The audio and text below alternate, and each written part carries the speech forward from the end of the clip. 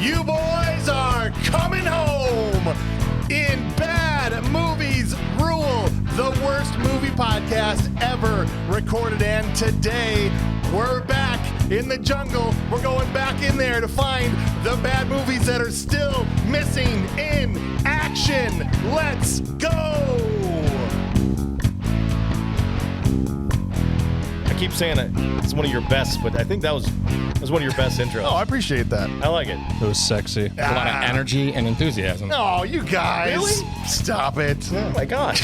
Can I massage your shoulders or your vocal cords? Yeah, you can. That's fine. But only with your left hand. I need you to stay over there. Okay. All right. Which one's your strong hand? My right. All right, that's fine. Oh, good God. All right, welcome in, everybody. We got the mad genius Joe Goratowski at the table today Hi, everybody. because it's a Chuck Norris movie, so Yes, here he is. of course. Right? Last one we did was Silent Rage, I Yes, think, well, right? that's Yep. when, that's the last one I remember. Silent Rage. This is our fifth Chuck Norris movie. We've got the coach, Pat Riley, who kind of looks like Chuck Norris. Nope. Got the kind big of. red beard. What's know. up, man? More like Yukon Cornelius. All right. Fair enough. If Chuck never did one of those, like, out in the wilderness mountain man movies, but if he did, Oh, he did. He did. whoa, He which stopped one? the chainsaw once. Yeah, he with stopped. his bare hand. Yeah, it was what was it, Forest Warrior or something? Something like that. What the hell movie is that? Not very good one. Forest Warrior? Yes. Oh, put it on the list, guys. Let's go. We got the Manimal, Bob Hauser in the house. Freedom and boobies, everybody. Let's go. That's what this movie's about. America. This is what's funny about this. No obviously, bare butts about it. Patrick's here. Patrick is not. He's unintentionally becoming the cheesy Vietnam movie. Yeah, guy. apparently. This is your second one. Yep. After Platoon Leader. That one starring Michael Dudikoff. This one starring Chuck Norris. Very similarly plotted to Rambo 2. Yes. Right? I was Slightly. reading up on that. So we'll get into all that as we're here. But just so you know, if you've never listened to the show before, we are Bad Movies Rule. Just want to say welcome to the friend group. You guys are joining us, and we're going to go through scene by scene through missing in action, and we're going to then give it some awards, talk about who did the best, who did the worst, and then finally we'll give our final verdict, whether it deserves the title of bad movie, or maybe it's some people here think it's actually good. Can we just start off right now? I want to know why Patrick hates Chuck Norris. So He did let me mention catch everybody up. Right And before we kicked off. I'm a We little, just I'm I a see his little face, offended. his red. I want to know. And I'm just worried because I'm sitting next to him. look, I want to poke the bear. Chuck's an old man, right? Yeah. He's All right. getting up there. I mean, Sure. he's almost 90. I think he's in his 80s. Doesn't matter. 84. I would Yeah. just wait 5-6 more years before you publicly say you hate Chuck Norris, because he could technically still do something about it. I'm not concerned. Oh my! The man courts death, and I respect him. My entire life has been courting death. Wow. Is this the And first, I'm still here. is this the first Chuck movie you've ever seen? Yes. Most likely. Okay, I maybe you saw something else. may have seen something where he was like a cameo or something in it. Oh, like Dodgeball, where he's like, Yeah. thumbs up, thanks Chuck Norris, right? Thank you, Peter. Yeah. I think I saw Good bit Expendables really too. Okay, he's in there for a hot minute. When he takes one pistol and takes out a whole platoon and blows up a tank. Yeah. Yeah. Yep. It makes them get rid of all the cuss words It's pretty much in order to exactly be part of it. Yes, Killing's fine. 100%. Don't say Yeah, but Well, that's you're not pretty much supposed to say bad it either. movies rule. So thanks. Okay. No, fun, no, if you guys. just realized So you have a criticized problem this with show. Chuck Norris brownhousing kicking no, a I guy would into a celebrate- grenade? We watch movies that they say those words in though. Yes, that's true. True. That's true. Yeah, but we don't have like bare butts like behind us dancing. That's so. true. Sometimes. Okay, but When? not in this show. What episode were you I was on? not here for that. Why Might was have I been here for the this? propofol might not have all completely worn off yet when I saw those then. From your previous procedure. Patrick had a bad trip and was thinking he was on Bad Movies Rule, but you were very, very far away. Yeah. Okay. All right, maybe. I mean, it's just the bright light, the ER. It's all the same. I got you. I Right? understand. Well, here's the thing. We're going to dive into the vitals, as you guys know that have listened to the show before. We'll tell you everything you need to know about the movie before we get this thing kicked off.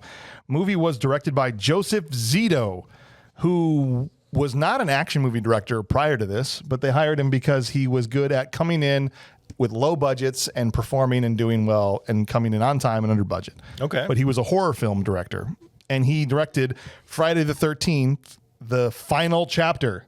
Nice. Spoiler alert, it was not the final chapter. No, it was not the final chapter.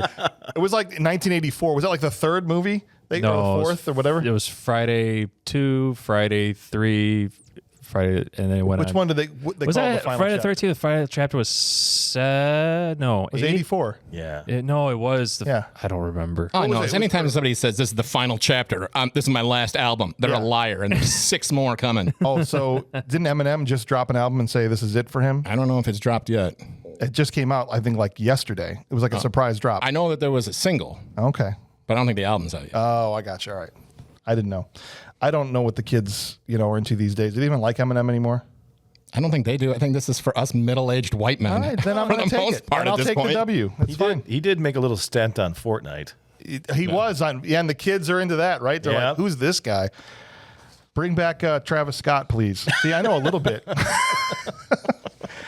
Movie was written by Arthur Silver and Larry Levinson, both kind of just TV writers, and Steve Bing, who the only other movie he would go on after this to write would be Kangaroo Jack.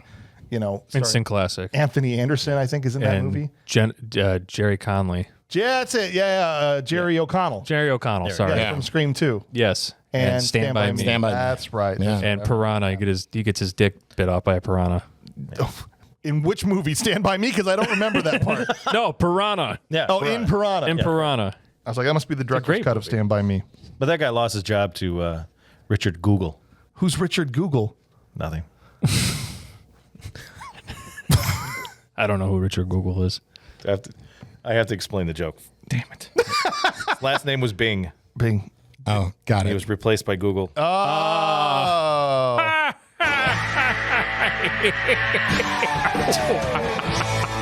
Oh, sorry. That's good. That was good. It's all right, buddy.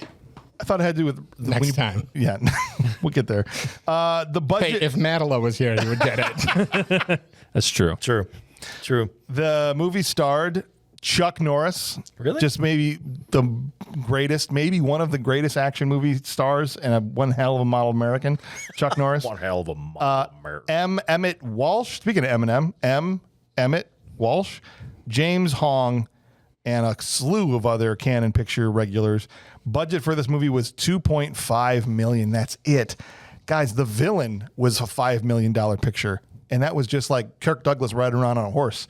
And this was a 2.5. They had helicopters in this movie. Yeah. $2.5 million. That's incredible. And the box office, it made $23 million.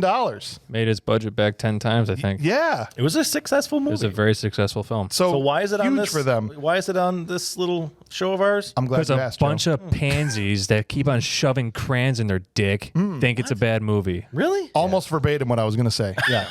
Right up the urethras. You want me to just repeat it? What color crayons? Oh, I don't know. Hold Well, on. they're different Brown, color when they came out than they were when they purple. went in. Okay. Movie turquoise. is a 5.4 on IMDb. That's why. Well, that makes sense. 5.4, which ties it for 97th for us, so middle of the road. Silent Rage was also a 5.4, just Okay. for a frame of reference. And another Canon Picture, American Ninja, was also a 5.4, the original American. That tracks. I feel like that's all Yeah. on the same kind of level. I think so. Yeah. This critics were not kind. 19% of critics liked it on Rotten Tomatoes. That's pretty bad. And only a 43% audience score, so a little less than half of the audience even likes this movie, which is surprising considering that I felt like Missing in Action is one of Chuck's bigger franchises that he had in his career. Yeah. Yeah. It's the only one that had 3 sequels, Yeah. right? There's 3 of them. There's Yes, 3 true. Missing in Actions, and you're signed up Wait, for all 3 of them. sequels? No, there's 3 total. Oh, okay. Missing in Action 1, 2, and 3. It's not the final chapter. Chapter. Delta Force had 2. We've already done both of those, but I don't think there was any other sequels. There was a lot of sequels with Delta Force, but it was Yeah, not with Chuck though. not with Chuck. Got it. Well, I think it's clear that it qualifies for the show. I can feel the seething hatred emanating off of Patrick course. next to me. Yeah. I don't know why. I guess he hates America. Yeah. But we'll see as we get into this movie. What, you didn't want the POWs rescued? You He doesn't like democracy. That's what he hates, democracy. I saw him Apple out in the pie. parking lot choking a bald eagle Yeah. one time, and Yeah. I wasn't going to say anything publicly on the show, but now I feel like I have to, Patrick. Okay. It wasn't a bald eagle. It was a turkey vulture parading. No. as a bald eagle. All right, that's fair. Okay. That's fair. I appreciate it. All right, look. So here's the thing, guys. Thank you for listening to the show. If you are, one of these people that you've been listening for a while, you liked us better when we didn't have ads. You've had a couple people like, hey man, why you got ads on your show now? There is a way for you to avoid the ads, and if you want to hear our show unfiltered, uncut, unbleeped, and ad free. So if you want to just support the show directly, then you don't have to worry about the ads and you can hear us all ad-free on there. So in the meantime, anything else you want to know about the show, it's in the show notes down below. Email address, how to call the show, leave us a voicemail, all of that. How about we jump into the plot? Let's do that. How about we do that? All right? How about we blow up some trees? Dude. Chuck Norris visits Fern Gully. It is kind of hilarious. The last of the rainforest. It's just a quiet jungle. Peaceful. Yeah. And he's like, eat shit, trees. There's a lot of great explosions. There's nothing there. Yeah. And then he just emerges from the jungle. Yeah. Pissed off. Did I get it? Is the tree dead? Yeah, Chuck, it is. And then nice job, Dick. Guys, and he goes, they're freaking everywhere, boys. Jeez. We gotta run. Random plants are just blowing up. That's right. Trees are everywhere in the jungle. Who needs a score? The score for this movie is chopper noises and bullets. Yes. Yes, and Okay? explosions. And gunfire. That's the score. I think Mark Wahlberg came in was like, the plants are trying to kill us. Just Like Chuck- confused look on his face. That's why Chuck Norris was after him. Are you Chuck Norris? What's that like, huh? What's that like about? Say hi to your mother for me, okay? I did a movie with trees called The Happening. Did you see that movie? Yeah. They try to kill me. Yeah, Chuck comes in, blows the crap out of some trees. They're all running for an extraction, him and all these soldiers trying to get the hell out of wherever they're at. He's not taking cover. He's freaking just hip firing through the freaking jungle. Dude, he has the greatest VATS. What's a vat? VATS, like Fallout. He has he has the VATS, best yes, VAT doesn't matter. system for targeting. Dude, he can just target in his brain. It was a dream, though, wasn't it? It wasn't, though, because all of his flashbacks were to things that actually, I thought maybe dream sequence, the way it ended, which we'll get to in a second. Sure. But then every time he flashes back, it's to something that actually happened. So I think this all actually happened. When I flash back, I tend to exaggerate how good I was at the time. Chuck Norris, all he has to do is wake up and breathe, and he is that good. He doesn't have to exaggerate anything. No. They could have rode out of the jungle on his beard if they'd had the idea at the time, but they were a little bit busy. He went to sleep with his shirt buttoned. He woke up unbuttoned. That's right. Yeah. The shirt took itself off. Yeah. It was like, I can't. How about the guy that gave him a thumbs up? Because they wanted to get away from him? Dude, nothing can contain him. He's run out. He's dragging dudes in the jungle. Yeah, it's like, walk it off. He's like, I'll walk for shot. you. Yeah, a guy gets shot. He's like, oh, come on, walk it off. Let's go. But I want to know who chose that extraction point. It was pretty bad. I'm right next to the machine gun tower. It's right there. This is where we're gonna meet up, guys. Was there a nest here? Yeah. They get to this river, and immediately my first thought was like, why not just run across the top of the river, Chuck? What are you wasting time for? Okay, but do you notice he's the first one to the river and the first one out of the river? Or he's the last one, I should say. He's the last one to get to the river, but he's still the first one out of it on the other side. Yeah. Okay, because he just glides through the water. He was oily throughout this movie, so he probably was just buoyant on the top of it. Like Yes, that's oil what and I'm water saying, don't dude. mix. He carries a dude away. He kills some more freaking VC. There's a freaking Mentos commercial where he looks over the guy and he's like, Yes, the guy doing the thumbs up that gets blasted. Fresh goes better, killing Viet Congs. Fresh goes better with Mentos, fresh and full of life. Mentos, the fresh maker. It was hilarious. Yeah. And then he got shot. He did. He died. But that's, After his thumbs up. He thumbs up instead of keeping his head on a swivel, just takes one. because he was absorbing the greatness, the aura that was Chuck Norris. He was like, hold on. So absorbing the greatness of Chuck Norris leads to death. It's worth it. In this case, yes, but not in every case. Okay, just Okay? checking. The man went out, but he went out the best way you could possibly go out. Staring in the eyes of Chuck Norris. What? Right? If I ever got into like a bad car crash, okay, I'm like kind of going in and out of consciousness, and I just see the visage of Chuck Norris come into my view, and right as I'm fading away, that's the last thing I saw. I'd die happy. True. I want the visage of my wife if I'm dying. Fine. How about Chuck Norris straddling your wife? Potatoes. I'd kill him. You'd try. I would win. I would win. That's a crime of passion right there. It's like when a mother can lift a car because it's on her toddler. Chuck Norris trying to get on my wife. I'm going to have some sort of superhuman adrenaline. He'd lift the car with your wife and toddler. Okay. No. All right. I'm huge. Dude. Say what you want about Canon Pictures. I'm just going to use the inertia of my gut to take him down. Patrick, there is not a universe that exists, not a timeline in the multiverse Patrick, where you can defeat Chuck Norris. No, I'm sorry. Okay? I'm sorry. What if he had Parkinson's? In what universe? He Right would here. still kick your butt. You know how much it would hurt if when he came in to kick you, it vibrated because of his Parkinson's? And it'd just be like, brrrah, brrrah, brrrah. It'd be 10 times worse. Nothing would happen. Oh, please. This is bullcrap. It's ridiculous. This is almost as unbelievable as a movie. America Hell yeah. coming in to save the day. Yeah. All right. So, anyway, say what you want about Canon Pictures. Yeah. They make good movies. They're freaking. They're extracting. There's got helicopters swooping, like real choppers swooping into these shots and stuff. Real explosions. Explosions going off and gunfire. And I'm like, Real stunt work. respect to these guys making this movie. Yes. Pretty sure Jean-Claude Van Damme was one of the stuntmen in this movie. He was. He was. He is credited as a stuntman. Really? Yeah. He helped Good out for with the him. stunts. That's so. Not only was he the original Predator, and then now he was in a Chuck Norris movie as a stunt. He was in Breakin'. Except he just pissed Chuck off is all he did. Yeah. Yeah. Because he begged him and bothered him until he could let him on the movie to do stunts, got the offer for Bloodsport while he was in the Philippines making this movie, and just dipped, and Chuck was pissed off at him. Wait a second. This is a true story. Yeah. Yes. Wow, I suck at researching. And But so, he still got to do Bloodsport and had a career. So Wait a understand that. second. So Chuck Norris gave him the job. well, they were training together. There's actually video of Van Damme holding a bag for Chuck in a training video at one point. And so they knew each other. They trained together, and they just like pestered him to get him into a movie. And he got him to do stunts. When he says bag, it was actually an old lady. Yeah, that's what it was. I mean, they're 90 years old. They had a good life. Again, what a better way to go out than staring in the eyes at Chuck Norris. Yeah. Just kick People your are teeth out your lining face. up. Now you got gummies. All right, Sonny. I know how I want to go. Do you want a butterscotch candy? What episode did we get on? What movie are we doing again? Missing in Action. Oh, right. Listen in action. All right. So as Joe was saying, a machine gun nest is taking out evacuating soldiers. So Chuck Norris just sneaks up and with a single grenade blows the crap out of this machine gun nest. Yep. Goodbye. Without looking. Without even looking. It was a Patrick Mahomes, no look Larry throw. Bird kind of Baby hook. fade. Awesome. Chuck there was a funny he runs up. There's like dudes on a second tier of this outpost, whatever. He runs up. He fires a single burst. So one trigger pull, 3-round burst. Yep. Both guys fall down. Instantaneous. just from his head. Just bam. And they're not Done. even next to each other. He got them They're both. just putting out 6 clips each, hitting nothing.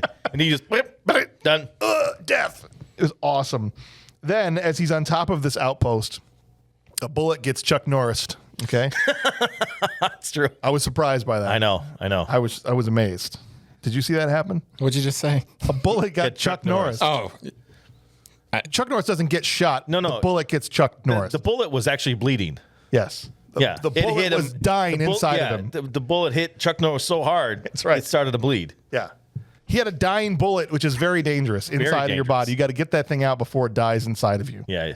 Okay. Most times it's the other way around. Septic. sure. Yeah. Septic That's right. shock. See all that blood from the bullet that was coming down his shirt and all Yeah, that A stuff? lot of it. That was tons of it. All the bullets' blood Dude, pouring out of him. Everybody got that? Okay. I got it. All right. And then his 2 buddies. Getting knifed. That was sad, actually. Yeah, that was kinda Like, sad. Just looks down on these 2 dudes getting bayoneted. Yep. Bayoneted. So what does Chuck do? How does Chuck Norris solve a problem like this? 2 grenades. Yeah. I mean, you could throw them, right? I mean, that's an option for a regular he wanted person. to make sure they got down there. Let's say Patrick Riley is a soldier in Vietnam and he Okay. sees this happening. Below him. Below him, Right below him, yeah. Patrick being a regular guy, You have a grenade on your pulls them off, rig. Yeah. throws them down to kill the Viet Cong soldier down below. Chuck Norris isn't a normal guy. No. No. He's counting on his intestinal fortitude to protect him. That's right. And he pulls both grenades, pulls the pins, holds them, and then just Superman jumps off this thing and boom. blows up. He's fine. He's fine. He's fine. Hence why I think this was a dream sequence. If it was anybody else, I would say, well, there's two reasons that made me think, because I thought that same thought. One, if it had been anybody else besides Chuck Norris, I go, that's ridiculous. It has to be a dream. Yeah. Two, if they hadn't established that every other flashback he has was also canon, not canon pictures, but canon to his life and what happened. You know what I'm saying?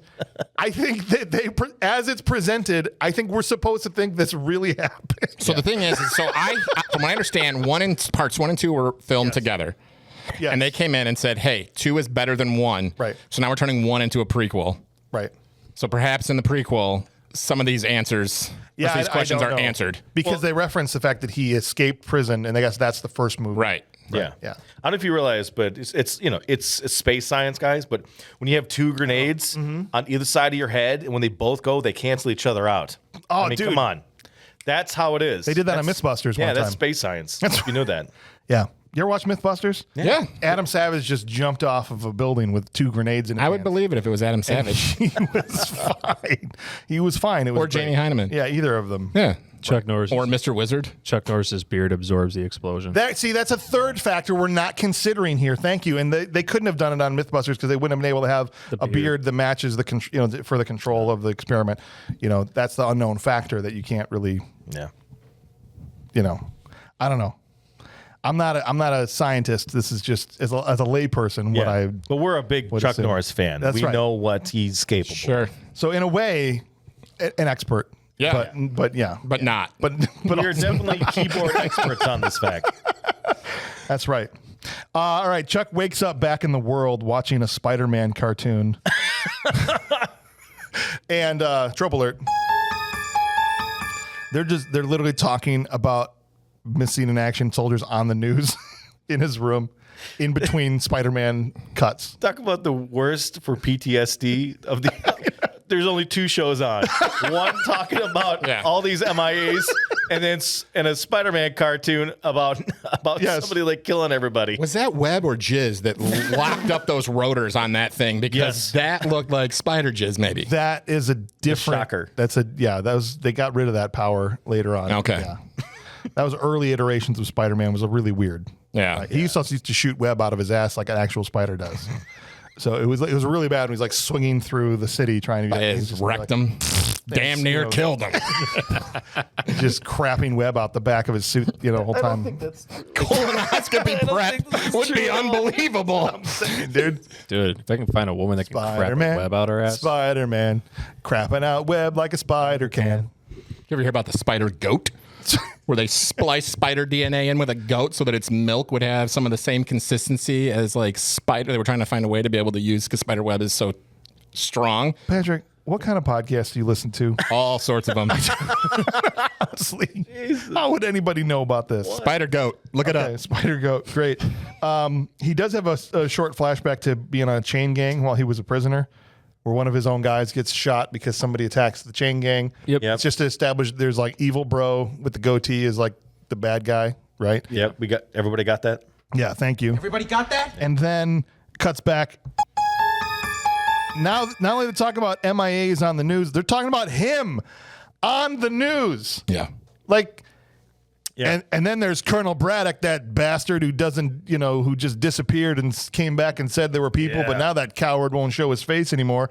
God, what a piece. And to the point where Chuck Norris is the TV. Yes. Poor television. Stood no chance. Picks up the phone and goes, I'm going. Yep. Freaking jerks. The operator's like, going where? If you want to make a call, please hang up and try again. Need help? Please hang up and then dial your operator. I needed that thing to come on mid line. That would be hilarious. But I think Chuck Norris got the idea on what he was going to do by this Spider-Man cartoon. Oh, is that what it is? Because the next scene or the next time he goes in, all he's doing is climbing walls and buildings. He is. So I feel like there's a little bit of foreshadowing there, him watching the Spider-Man cartoon. I love that. And it was because it was a helicopter and all that stuff that was in there. So they probably showed that for a reason. The reason Canon was able to deep, show man. That was Spider-Man deep. cartoons is because they had the rights to Spider-Man at the time because they were supposed to make a Spider-Man movie. And that never happened because they ran out of money. Shocker.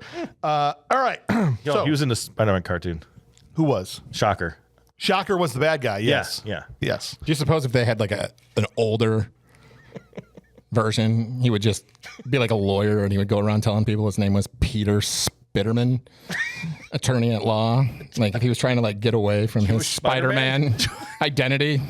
Spitterman. Peter Parker is kind of like the first OnlyFans creator. He just made a lot of money selling pictures of himself. Yeah. Right? So he's trying to distance himself as he tries to get into a more reputable we got career. you. He's got children now. Perfect. All right. Developed a nice web where he's raising them. On his ass web. Yeah. Yeah.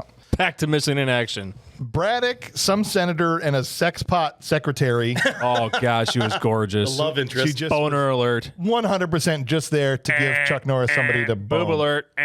Side boob alert. Yeah. Do you Beautiful make hair. these noises in your house? Are you sitting in your basement and your children are upstairs and you're just like, oh, boob alert? Dad's watching boobs You're again. going to enjoy it on Freddy versus perfect. Jason. Perfect. I don't have the soundboard, so I got to make my own sound effects. I love it. So some attaché, cultural attaché or whatever. Oh, she's culturally fine. Ann Fitzgerald is there. Just brought her along to make sure you guys understand that our women are much hotter than yours. Okay, there's only she does nothing else than There do are this. 2 Yeah, people in this scene yeah. who are in one of the best Seinfeld episodes ever. She's in Seinfeld. No, she wasn't. Oh, James Hong. James Hong Yeah. was the like host or Yeah, at the owner of the Chinese restaurant at the restaurant. Chinese restaurant scene. Yes. And then remember when the one guy, it's like the senator, whoever, he comes in at one point and he was like, "Hey, what stinks in here?" And Yeah. then they give him the seat right away. That was him as well. From the same episode. That was From like the same episode, yeah. all right. Quick, very short sidetrack to Seinfeld. I felt like the Chinese restaurant was the first episode that really was what became Seinfeld. Yes. After that, when they figured it out. Yep. Personally. All right. Cool. So they all get there. They're all talking about like, all right, got to go here to Vietnam. Let's have a meeting here. See if we can figure out if there's still missing soldiers that are being held captive here. I do Yeah. enjoy the one thing when they got off the plane. Oh yeah. Chuck Norris does the whole like, I'm gonna shake your hand and nope, psych, gotta adjust my Yeah. sunglasses. Dude, To the what you call it? James Hong, Yep. David Lopan, goes in for the handshake twice. Tries to dap him up. Yep. And Chuck just stares him down. Psych. That's right. Cold blooded. James Hong got Ric Flaired. He did. Yeah. Real men shake hands, Anne goes like, even with the enemy. why are you even here? Chuck's like, I got my reasons. Cut to glaring at evil bro from his flashback, still there by the plane with his goatee. Looks even bigger and eviler. He's like, oh, I got my reasons. I'm obviously here to seek revenge and kill these guys. And we flash back to this dude cutting him while he's just hanging around, right? Chuck is just sitting there literally Couldn't pierce his skin with that knife. Literally hanging around. Yeah, at the knife got camp. cut. The knife got cut. That's why he got frustrated and walked away. The knife was bleeding. He's like, oh, crap. Yeah, it's I killed another knife. Killed another knife. We're out of knives. Figure out something else. No, not a gun. We've already killed 17 bullets. We got the donkey. Get a yes. stick. Oh my god, that makes so much sense though, because there were so many times that these guys were trying to kill him, and they had a gun, Yes. but they decided to use something else instead. Right, because they already knew. They already knew that his bullets just won't work. Wasteful just don't work. ammunition. Here's the thing. I knew the man was dead immediately when they showed this flashback. You think you can cut Chuck Norris and you get to keep your soul? You don't think he's coming back at some point to snatch that shit out of you? He's coming. This is why I wouldn't say crap, Patrick. Yeah. The man's still alive. Don't care. Chuck Norris doesn't sleep; he waits. That's right. And he's going to be waiting for you in the parking lot. Yeah, All right, that's fine. Shooter McGavin He's just style. going to be here, dude, in Wisconsin. All right. Bet Bring you it. thought I didn't know about Wisconsin. That's what he's going to say to you when you get out there. He knows about Wisconsin. He does. Actually, with how sweaty he is, I think he probably smells a little bit like old cheese anyway. So Can I switch chairs? Because I'm afraid I'm way too close to this guy. I know, collateral damage. Chuck's getting older now. Maybe he won't be able to miss us when usually when he's younger, his precision would have been. Yeah, he may miss and hit me. They're saying this, Chuck. I'm not. Yeah. Bob and I and Joe respect you, a little too much. It's an unhealthy obsession. honestly. All right, so they have this press conference. Shh, quiet. Where James Hong is like, just so you guys know, this piece of crap over here is a war criminal. Yes. All right? He was held prisoner, not because we keep POWs from now, but this dude was a common criminal. And we've got all these people here that totally saw it. Yeah. These farmers. They all saw it Bring happen. him in. Don't give him showers. Just bring him in. Just bring him in. He's a criminal. So what does Chuck do? Just Proceeds to prove it right by committing a series of crimes and murders outside of the boundaries of war. Justifiable. Are they? Yes. But he In just this scene absolutely specifically. stares down the farmers for some reason. He's a human lie detector. We're going to lie to him. He's just going to stare at you and you're going to go, I'm sorry. Which is exactly what happened. That's exactly what happened. I'm so sorry. The dude spoke English. He didn't even speak English before. That was a farmer from Vietnam. He stared him into English. Chuck stared him straight into English. Wow. Where's that as someone got shit on me? Wait, I thought Chuck spoke Vietnamese to him. He did, but then the guy responded in English because Chuck's stare was so powerful. It was. Put me to sleep, apparently, because I didn't recall that part of it. There's other times where Chuck's stare is extremely powerful. Seriously, it's his most In this deadly movie? weapon Yes, in this movie. Tell me about it. He's a great negotiator. There is a great line here I don't want to skip over. Go ahead. When James Hong goes, why don't you tell them, wasn't there a $5,000 price in your head? Why did you have that price in your head? It's more like $20,000 For what? for killing shitheads like you. Yeah. I loved it. Chuck Norris, America. Dude, in the middle of the press. This is the Reagan era of movies. I love this right. movie so much. It's just fun. Good old fashioned. It's great. All right, so he still goes to. I love this. Even after he craps all over all of them at this press conference, he still goes to the after party Yes. where they're all chilling, having drinks, and just mingles. Yeah. And he goes first up to Evil Goatee Bro, and he's like, "Oh, looks like you've moved With a up in the Walker world." Texas Ranger blazer on. He That was like a precursor to that show. Looks like you moved up in the world. And the guy's like, "You were lucky to leave one time. If you don't leave now, you're not going to be lucky again." Yeah. Like they're like at the punch bowl, like they have beef at the high school prom or something. You know what I Yes, mean, right? yes. Just literally standing there. I thought a breakdance He was somehow was able to find a Coors Banquet. Yeah. Yes. Yeah. I'm like, how the hell did he find a Coors Banquet in Vietnam? My favorite was when James Hong comes over. Again. Oh, he was so And he was- casual. What does he say to him? What does he say to him? I've got it here because Yeah. it made me laugh. It's the most casual shit talk ever. Yeah, I know. He comes up half laughing like, "Oh, hey, what's up, man? Hey, remember that time you committed all those war crimes? Yeah. And hey, what's up, loser? I've always wanted to ask you this. Isn't it true you let like 10 other soldiers die because you refused to acknowledge your war crimes?" Yeah. Nobody says anything. He starts sipping champagne. 5-second pause. And it cuts away. And it cuts away. But I just wanted to keep it going. We're like, remember the one time you wet your pants? You know? Remember that time when you stubbed your toe and you cried at mama? That's right. What's up, baby? What's up, baby face? It What's up, stupid head? It was so good. It was a great line. He just was, and the way he delivered it was And it was just like, so casual. I just kept wanting him to start yelling "Cartwright" though from the Chinese restaurant commercial or episode. Yes. He is Cartwright. so synonymous now with that role yeah. for me. Anytime James Hong is in a movie, I'm like, Oh, I love it. instantly is better. I love it. Yes. He says he's been in 5 now movies we've covered. 5. He was just in So, Kung Fu Panda we'll be- 4. Guy's still kicking. We'll be talking about him on BMR Mountain later on. He's in amazing. this He's at the top. episode, yeah. One of the all-time great bad guys of the 1980s, or just ever. How many bad guys he was in? He was Missing in Action. Tango and Cash. Tango and Cash. Big Trouble in Little China, probably his most well-known one. Yeah. Perfect Weapon. Perfect Weapon. He's awesome. Come on, man. Love James Good Hong. stuff. I do like Ann Fitzgerald's role in this movie is basically to be like the blonde girl from Happy Gilmore. You know what I'm saying? Like to be like, you can't be going around like this, man. You got to be chill. You got to be cool. Like you got to play ball here. nope. This is making me seem dumb, but what the hell's a nightcap? It just means a drink before bed. Yeah. Gotcha. It's called a nightcap. So Not a literal like you thought he was gonna go in there and they're gonna have like an Ebenezer Scrooge hat to put on him and be like, I'm just like, what the here's hell's your a nightcap? here's your nightcap. What the hell's a nightcap? It's Condom. It's an old person's giant.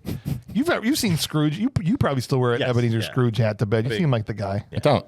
Oh, I wear a CPAP mask to bed. that would get in the way. It does have a long tail off That's of it, but perfect. yeah. Okay, He's perfect. he's got a Bane mask. Yes, I love it. yeah, exactly. I live here.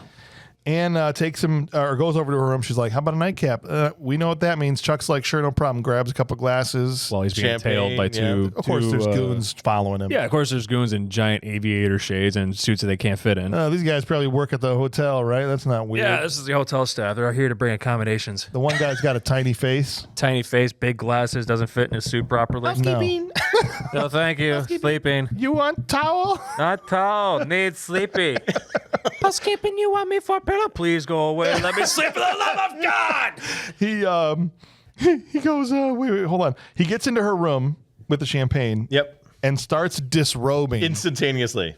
I thought he was just, we used to call in sales, assume the clothes. Yes. I think he's just assuming that the she deal's. even, like, at first she's like, whoa. She's like, I just invited you for a nightcap. I didn't want to get you the, wait a minute. She puts up a fight for about 4 seconds. Yeah. Do Then you she mind? starts having second thoughts. I'm on the shy side.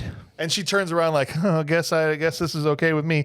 And seemed disappointed when she turned back around and he's actually putting on a black outfit to be like, oh, no, I'm sneaking out. You can't sneak out of here. How are you going to get out of here? He's like, no, I need to go look around the city, see if anything's changed. No, he's going to literally go to General Tran's house where he lives.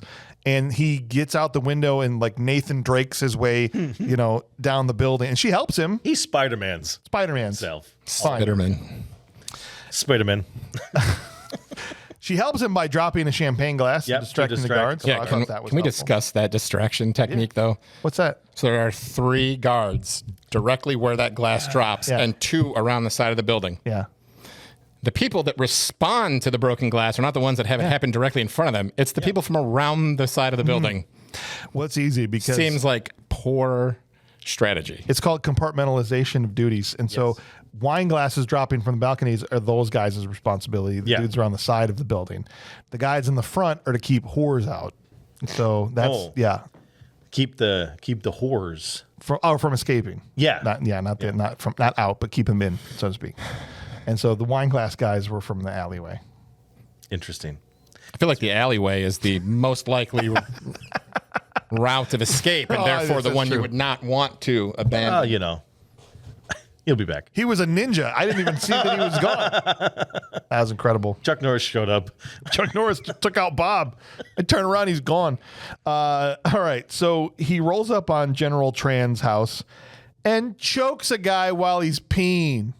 That's mean, man. I'm like, while he's peeing, Chuck, Just give him a minute. you just let him. You're gonna kill the guy. Let him finish peeing He's gonna pee all over you and himself. And he can't even look upon your face as he dies. No. So it doesn't even. You don't even get the benefit of Kind of that. a jerk move, Chuck Norris. Right? I'm a one to criticize Chuck, but don't choke out a dude while he's peeing. Thank you.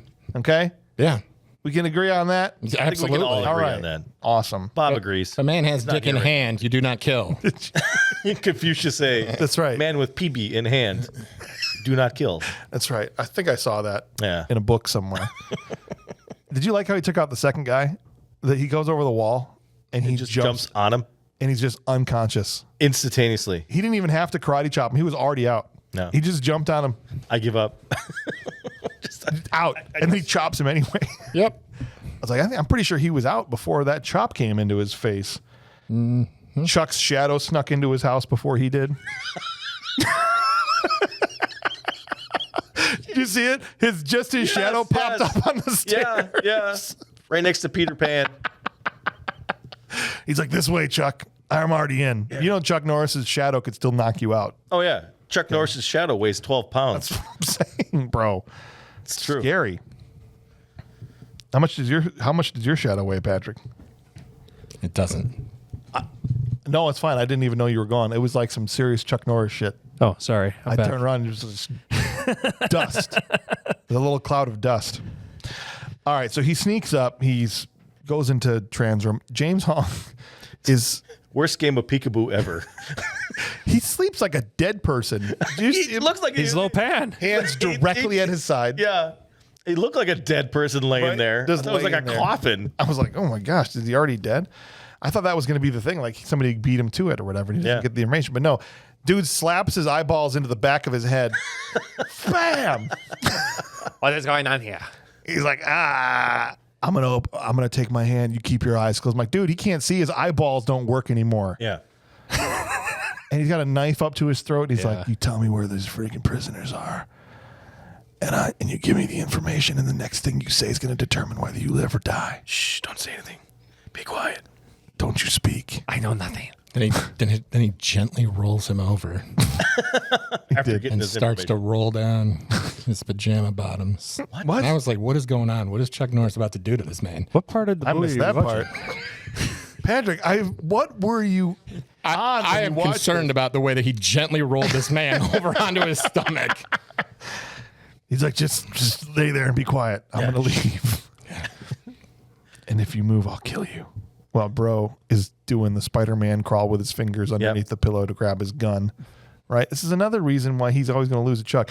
Chuck sleeps with a pillow under his gun. This guy sleeps with a gun under his pillow. Yeah. Do you know what I'm saying? So it takes longer to get that thing out of there. So Chuck needs a gun. Yeah. It's not his fist. It's his gun that's his weapon of choice. No, it's just more comfortable for him to sleep on a gun. Yeah. That's what I'm saying. Got it. Yeah. He does tell him Dong Hai is the camp where the prisoners are. Yes. About 8 kilometers away. He's got a freaking knife up into his throat.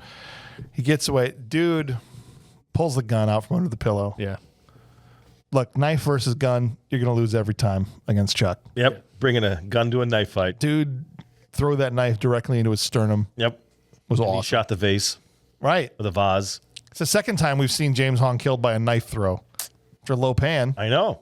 It's pretty crazy. Dude runs out of the place. He's running and choke holding dudes as he like runs past them as he's still running. Oh, you're dead. And keep going. He just runs through, snaps another dude's neck, hides under a bush. They see him. He's like, oh crap, they saw him. He gets up, still is able to make it over the wall without getting shot. And Ferris Bueller's it all the way back into the hotel.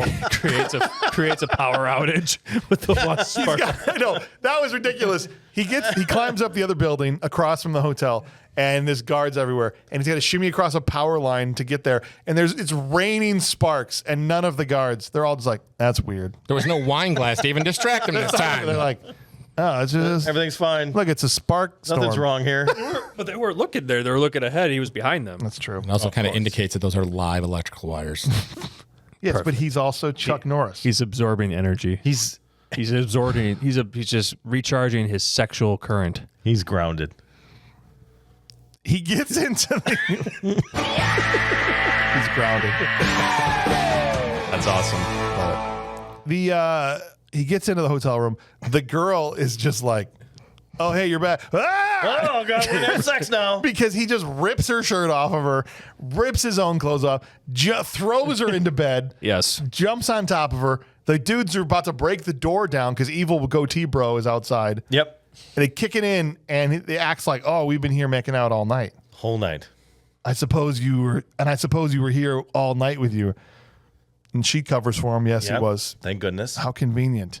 And they're all playing off like he's not there, but the whole time Chuck is staring at him like, I was. You Yeah, knew it you was know me. it. You know it. I wasn't really here. You can't Yeah. say anything because I'm here with this naked chick. Yep. But I want you to know that I know that I did that crap because I'm crazy. Do you ever think that he just is a $1,000. bad actor, and that's why it always seems like he's unfazed by everything? He's not a bad actor. He's a great reactor.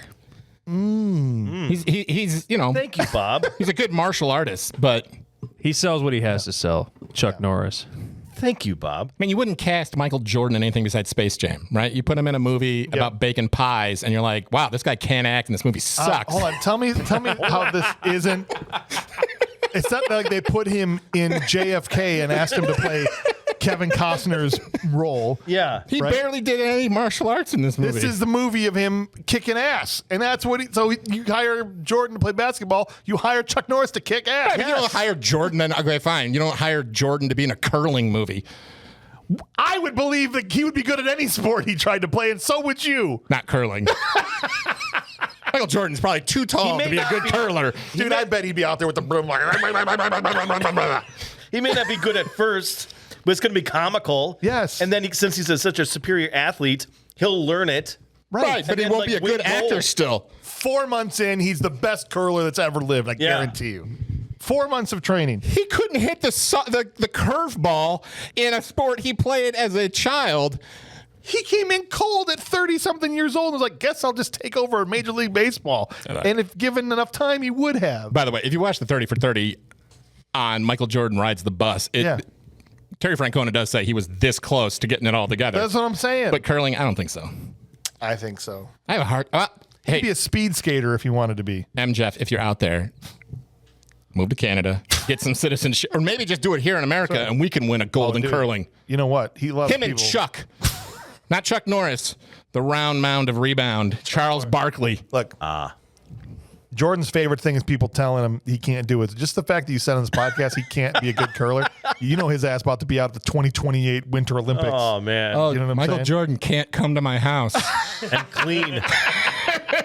He can't go to Burger King right now and give me a Whopper. Michael Jordan can't rewrite his will to include me as the sole beneficiary. Bob, you weren't here, but I just want to get your take on this. Sure. Not okay that he killed the dude while he was peeing, right? Remember that? He just choked that dude out going into Tran's Up against house the fence there. while he was peeing. He's part of the enemy, man. I know, but you can't just wait till he's done peeing? That's the one thing I was like, that's not cool, Chuck. That's the one thing. Yeah, so out of far. everything. I mean, so far. I mean, movie's not over yet. Well, we had the borderline sexual assault where he's ripping the clothes off and forcing her to kiss him and get into bed. Was it really borderline? It was borderline. She was okay with it. I don't think so. She looked uncomfortable in that bed when the guards came in. No, I think she was in on the whole thing. That's I think. She was taken off guard. Taken off guard. Exactly. That's the problem. Yeah. Right? She had this idea something was going to happen. She just didn't know exactly how or he what. just forces women into nudity and kills men with dick in hand. To save American soldiers? Yes. Yes. No, nobody needed to be saved. What are you talking about? This is the whole thing was to him to They're get the point where he could POWs. save these POWs. Patrick, I'll rip 1,000 blouses off if it saves 5 POWs in Vietnam. So I rip my wife's blouse off sometimes. Does that make me a borderline sex assaulter? What? I don't know where that question's supposed to be. What? I mean, What's your wife? Yeah. Not some chick you met 20 minutes ago. But you're also not Chuck Norris. I think it balances itself out. Okay. Yeah. So Chuck Norris doesn't need consent. Joe is what you're looks saying. very confused right I'm now. so confused. Joe is like, did I just walk on to a Playboy podcast or NBA podcast? And now So he's forced to leave the country because the guy, evil goatee bro is like, you got to get out of here or we're going to kill you. So he goes to Thailand to find his old army buddy. Okay. Mm-hmm. And he's there for, boobs. half a day. He gets out. It's nighttime. He goes out at night.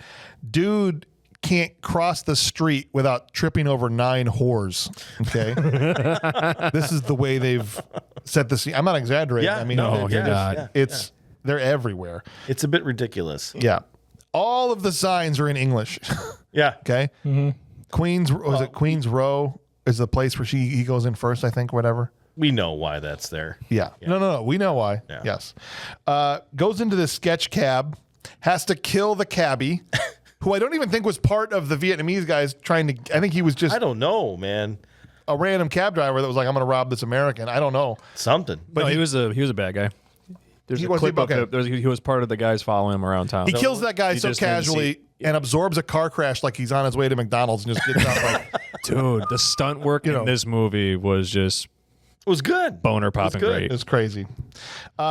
Anyway, he gets inside the Madam Webb's because he goes to this bartender, tells him to go to Madam Pearl's. Not what did I say, Madam Madam Webb's? Webb? I'm thinking Madam Webb from the stupid movie. Yeah. Inside Madam Pearl's, he meets Madam Pearl and he's like, "Do you know where Tucker is?" This is his old buddy. She's like, "Yeah, Tucker's gonna be here in a minute." And then he drops in from the balcony upstairs, Literally drops in. and here's Hilarious. Emmett Walsh playing Tucker in a Hawaiian shirt, and he's got a boat there. And obviously, Chuck knew that he lived there, and he's got a boat that he wants to use because he's going to. It's a rescue mission. Yeah. He's going to go back to Vietnam. He knows now where they're being held, and he's going to rescue these American POWs. And he needs Tucker's boat, but Tucker is in the middle of a fist fight. I loved this, and he's negotiating with him. Yeah. Mid fist fight. Yeah. $5,000. Yep. Then Tucker's getting his butt kicked. $4,000. And Chuck's like, I could step in at any time. He doesn't say it, but he knows. Until the price is where I want. then I'll help you. Tucker takes a couple of lefts, and then it's 3,000. Then it's finally when he says 2,000, Chuck blocks the punch. Yep. And then Dick punches the guy. Love to see that. I thought they were old army buddies. They are. Yeah. So he's only going to save army buddies if he gets. Well, he's only got so much money, and he still needs a helicopter and C4 and a boat and all that stuff, right? So I don't know. the guy's. I'd jump in to save a friend for free. I think if his life was in danger, but it was just a fist fight, right? Yeah. He wasn't going to kill the guy. That guy looked like he was. They looked like heart punch away from cardiac from a. Tucker? Yeah. Tucker didn't have long to go. A myocardial infarction is on his bingo What the hell card. is that? What's an infarction? Heart attack. Oh, okay. But infarction is a funny word. Oh, I got you. All right, so they go to see his boat. It's called the Southern Belle, and this is where he gives Tucker his shopping list, right? And Tucker's got pretty much everything he needs, but he needs still the things he doesn't have is a chopper and a raft. Yeah. But like an assault raft. So he goes to see this guy that's got an assault raft, and the raft guy's like, "Yeah, I got this raft. It's here in my junkyard. Hold on, let me just pull this freaking tarp off of it. Here's this assault vehicle. 20,000. I throw everything else in for free. Yeah. Dude fires his AK straight into the side of this inflatable raft. I love nothing. it. They were shooting it, but they were shooting above it and below it. Right. They were shooting it to make it look like they're selling the fact that's Kevlar. Perfect. Because it's a Kevlar raft. But you can just see the bullets are hitting above it and hitting below it. Right. And this is when he uses his stare down again to great effect. Yeah. Hold on a second. Yeah. Okay. He had a gun pointed at the guy.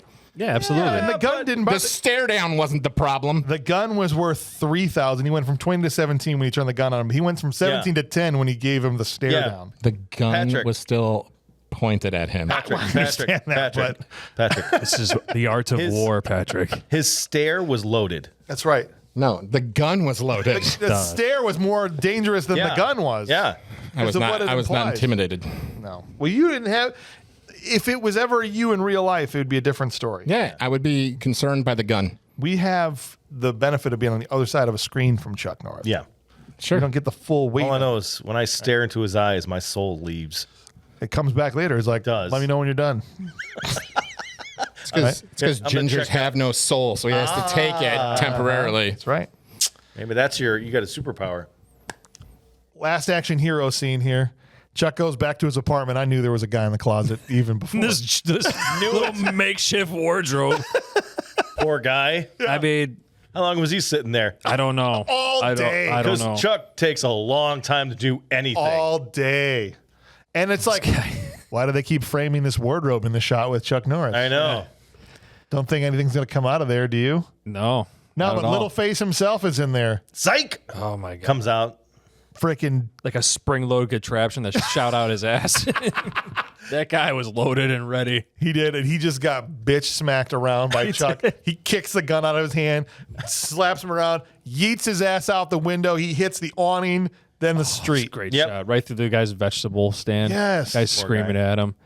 And then he notices mustache guy across the street and they fire a bazooka. Yes. I like this mostly because Chuck Norris staring across the street at this guy, and he's Yeah, like evil goatee guys. Yeah, and he's like giving him the old evil eye. He followed him to Thailand. You son of a bitch! All of a sudden he pulls out the grenade launcher. His buddy does. Yeah, and then Chuck's like, "Oh, me? Oh. Okay, I see what you're talking now." He messed his shorts. Yeah. Bro has his grenade launcher friend fire a grenade launcher into Chuck's window. Chuck's fine. He's fine. Blast him back. Totally fine. He's fine. Beard absorbed the damage. That's what I'm saying. Chest hair absorbed his damage. Grenades, nothing. Evil goatee guy looks at the grenade launcher guy. He's like, I literally brought you here to shoot this thing. That was pretty funny. He goes, you had Should've one led with job. that. You one literally job. had one job. I could have shot it, but you're the grenade launcher guy. You should have led with that. Again, Right. Everybody chooses the easy, like the hard way first, while they're Right. carrying a bazooka or a grenade launcher or a gun. He's like, "Oh no, we'll take him out with something else." Right. Fire that thing into the window when he walks in Yeah, there. and then go in and double check if he's dead. That's where you need Jonathan Mox to just fire a pigskin at him, take him out. There was an obnoxious amount of right in the collateral face. damage in the street. Broke my nose. It was. Oh, that's right. That's one where they're like, Kid died. kid died, and they're like, And then Chuck Norris got pissed even more. He's like, that's it. It's just kind of need Chuck Norris's fault a little bit, though. How is it his fault he's in Thailand to see an old army buddy? Oh, He fires a no. grenade He's into his- he's bringing his garbage all over the place to try and get back into Vietnam. They didn't have to follow him to Thailand. They knew he didn't have to follow them to Vietnam. He did because there's American soldiers that need to be rescued. Why do you hate prisoners of war? I hate this myth that there were prisoners of war stuck in Vietnam that ended up like congressional and Department of Defense investigations that said this wasn't happening because it's utilized. But it's a movie. I get that. And so I think what this is but it reinforces certain beliefs amongst people. It's a piece of fantasy in the same way that, like, let's say Once Upon a Time in Hollywood was, wouldn't it be nice if we had the catharsis of killing the Manson family before they could kill Sharon Tate and her friends? Yeah. And it's, a fantasy release and relief. And like, what if we could go back and have our second shot here? And Our second shot at what? Well, killing an ally at this point? There was people at this point that were still upset that we lost the Vietnam War, and there are people that were upset that we were even there in the first place. But correct, if which there seems were, more like the problem is on this side if there of the were ocean. still soldiers over there, then of course we'd want to send our best and brightest, whether it be John Rambo or Colonel Braddock, over there to get Vietnam. them out. It's a piece not of fantasy. Theyland. Well, this is Thailand It was a because staging He went to point. Thailand to get out of Vietnam. But I'm saying he brought the battle scene to Bangkok. that's true. So if I go to McDonald's and He didn't bring the grenade launcher. if you have like a crazy ex-girlfriend that comes after you, is it my fault that she came after me? That's different. He went there first and then was going places. Did she come before? If you followed her to different places, Yeah. then both of you are taking that fight to other places. I fail to understand, Patrick, how a bad guy shooting a grenade launcher into Chuck Norris' apartment means it's his fault that kid. I said it's partially Okay. for him being there, knowing that he's being watched and hunted and all of that. Yeah, I don't think he knew that those dudes were there until dude came out of the wardrobe. Because at that So point, he didn't know. I thought he this was guy was followed. all powerful and almighty. well, And he I doesn't know that he's being followed into Bangkok. I guess he did. Well, he was told to get out of Vietnam, so he went to Thailand to get his buddy, right. and they followed him like straight out of the gate. Speaking of his buddy, he goes, "Time to go. We got to go early." And he finds Tucker in the middle of a sandwich of sorts. And That is a Thailand a sandwich. Thailand what sandwich. do you call that? It's like, hop in. It's called a Thailand He's sandwich. like, "No, I'm good." It's called a pleasant afternoon, interrupted by Chuck Norris. It's called an afternoon delight. That's what it was. What? I mean, there was a double cock block. Screw Chuck there was. Norris. There was. Are you kidding me? Yeah. Look at that guy's face. Right? I got a face similar to that. That's not the kind of stuff that I mean, of course he's paying for it, but still. Tucker is paying for it for Give sure. him, 10 more minutes. let him shoot a shot. As they're trying to leave on the boat, they get to the dock Valid to leave on point. the boat. Thank Valid you. Point. As they go to leave, I on the was so boat. mad about that. I was like, are you kidding me? This is what made you mad. This is the one thing that he gets. Yeah, Let him sleep with the girls. Yeah. he's gonna stand on this mountain. All right. I don't understand. America. As they get to the dock to leave on the Southern Belle on the boat to go to Vietnam.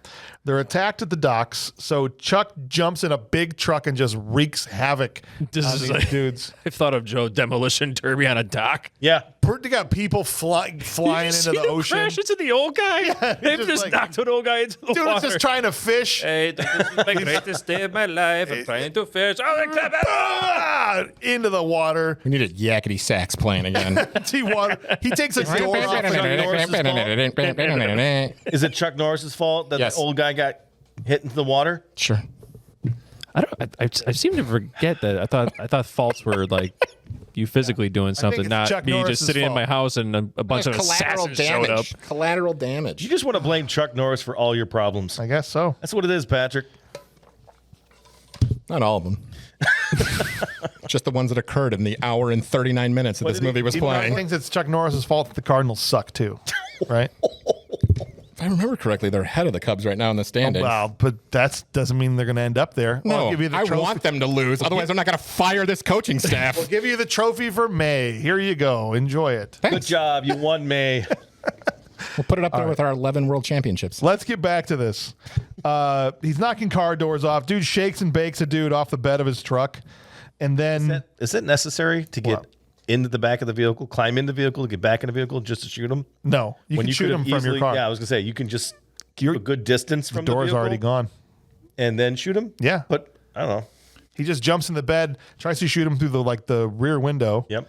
But ends up he just hits the brakes into the front, hits the gas, rolls him out the back. It's great.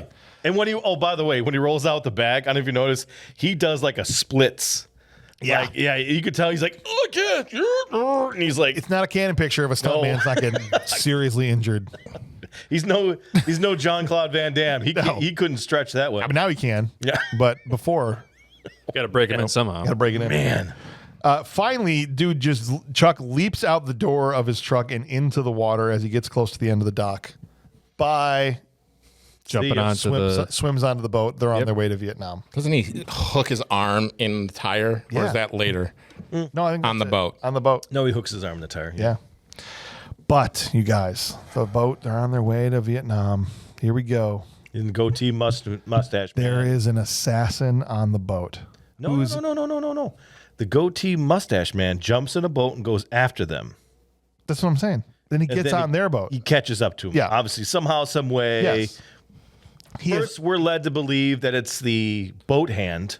Because we don't show his face right away. Yeah, we don't show his face, but then find out it is the guy who somehow got on the boat. Evil How he goatee- got on the boat evil goatee without bro. Chuck Norris knowing is the biggest mystery of the movie. There's an assassin on the boat, and here's what we know about the assassin. The assassin's never seen the movie Cobra. He's never seen any Chuck Norris movie. Because he puts away the gun for the axe. Remember when the dude showed up at Stallone's place in Cobra Yeah. with the axes? Yeah. Oh God. And I'm like, dude, bring the guns. Yep. Yeah. He puts the gun away. The axe, Chuck hears the axe swinging through the air Yeah. and ducks in dead silence. He hears it and ducks, and the axe misses Breaks him. the axe, and now they're having a. Because what you fail to realize about Chuck Norris, Patrick, and other people is the man can hear the separation of the air molecules as the axe moves through the air towards his head. Okay? And so there's no way you can get the drop on him. No. There's 2 more of these? There's more. There are. Oh my gosh. We're doing them all. Dude grabs the axe head and tries Tries out to of the pull a wall and tries Thanos. to pull a Thanos, but he gets Thanos. He gets Thanos, yeah. Chuck's like, "Why are you stabbing yourself? Why are you stabbing yourself?" You know, To me, it almost felt like he turned it on himself. right? It was like daring him, like, do it. I'm done. With the stare down. I'm telling you, it's powerful. Yeah. He just stared him down and $1,000 that bucks. axe right into his own $1,000 chest. I'll do it. do it. Doesn't he punch the axe head into his chest? Yeah, he did. He finally goes, what about those people you killed? Whatever he called it, said the fortunes of war. And he goes, that's when he slaps the back of it right into his chest and he goes, the misfortunes of war. Yeah. Oh, yeah. That's right. Hit the button. No, not the troll button. Oh, It's the Roger Daltrey button. so True. at this point, I'm like, wait, so all the main bad guys are dead? Yeah, said the same thing. Like, wow, Yep. they just killed both main bad guys. All right, James Hong's dead. Evil goatee guy dead. we'll go to you guys. Dead. Still a half hour left in this movie. That's weird. I mean, generally, as movies go, you Yeah. don't really see that happen very often. They get to Vietnam, and Tucker is like, hey, man, how you going to drive the boat and shoot at the same time? And Joe goes, I don't know. I think I'll think of something. Wink, wink. Yeah. Nudge, nudge. Son of a. All right, I'll drive the boat. I'm not getting out of this boat, though. You knew I was going to have to drive the boat the whole time.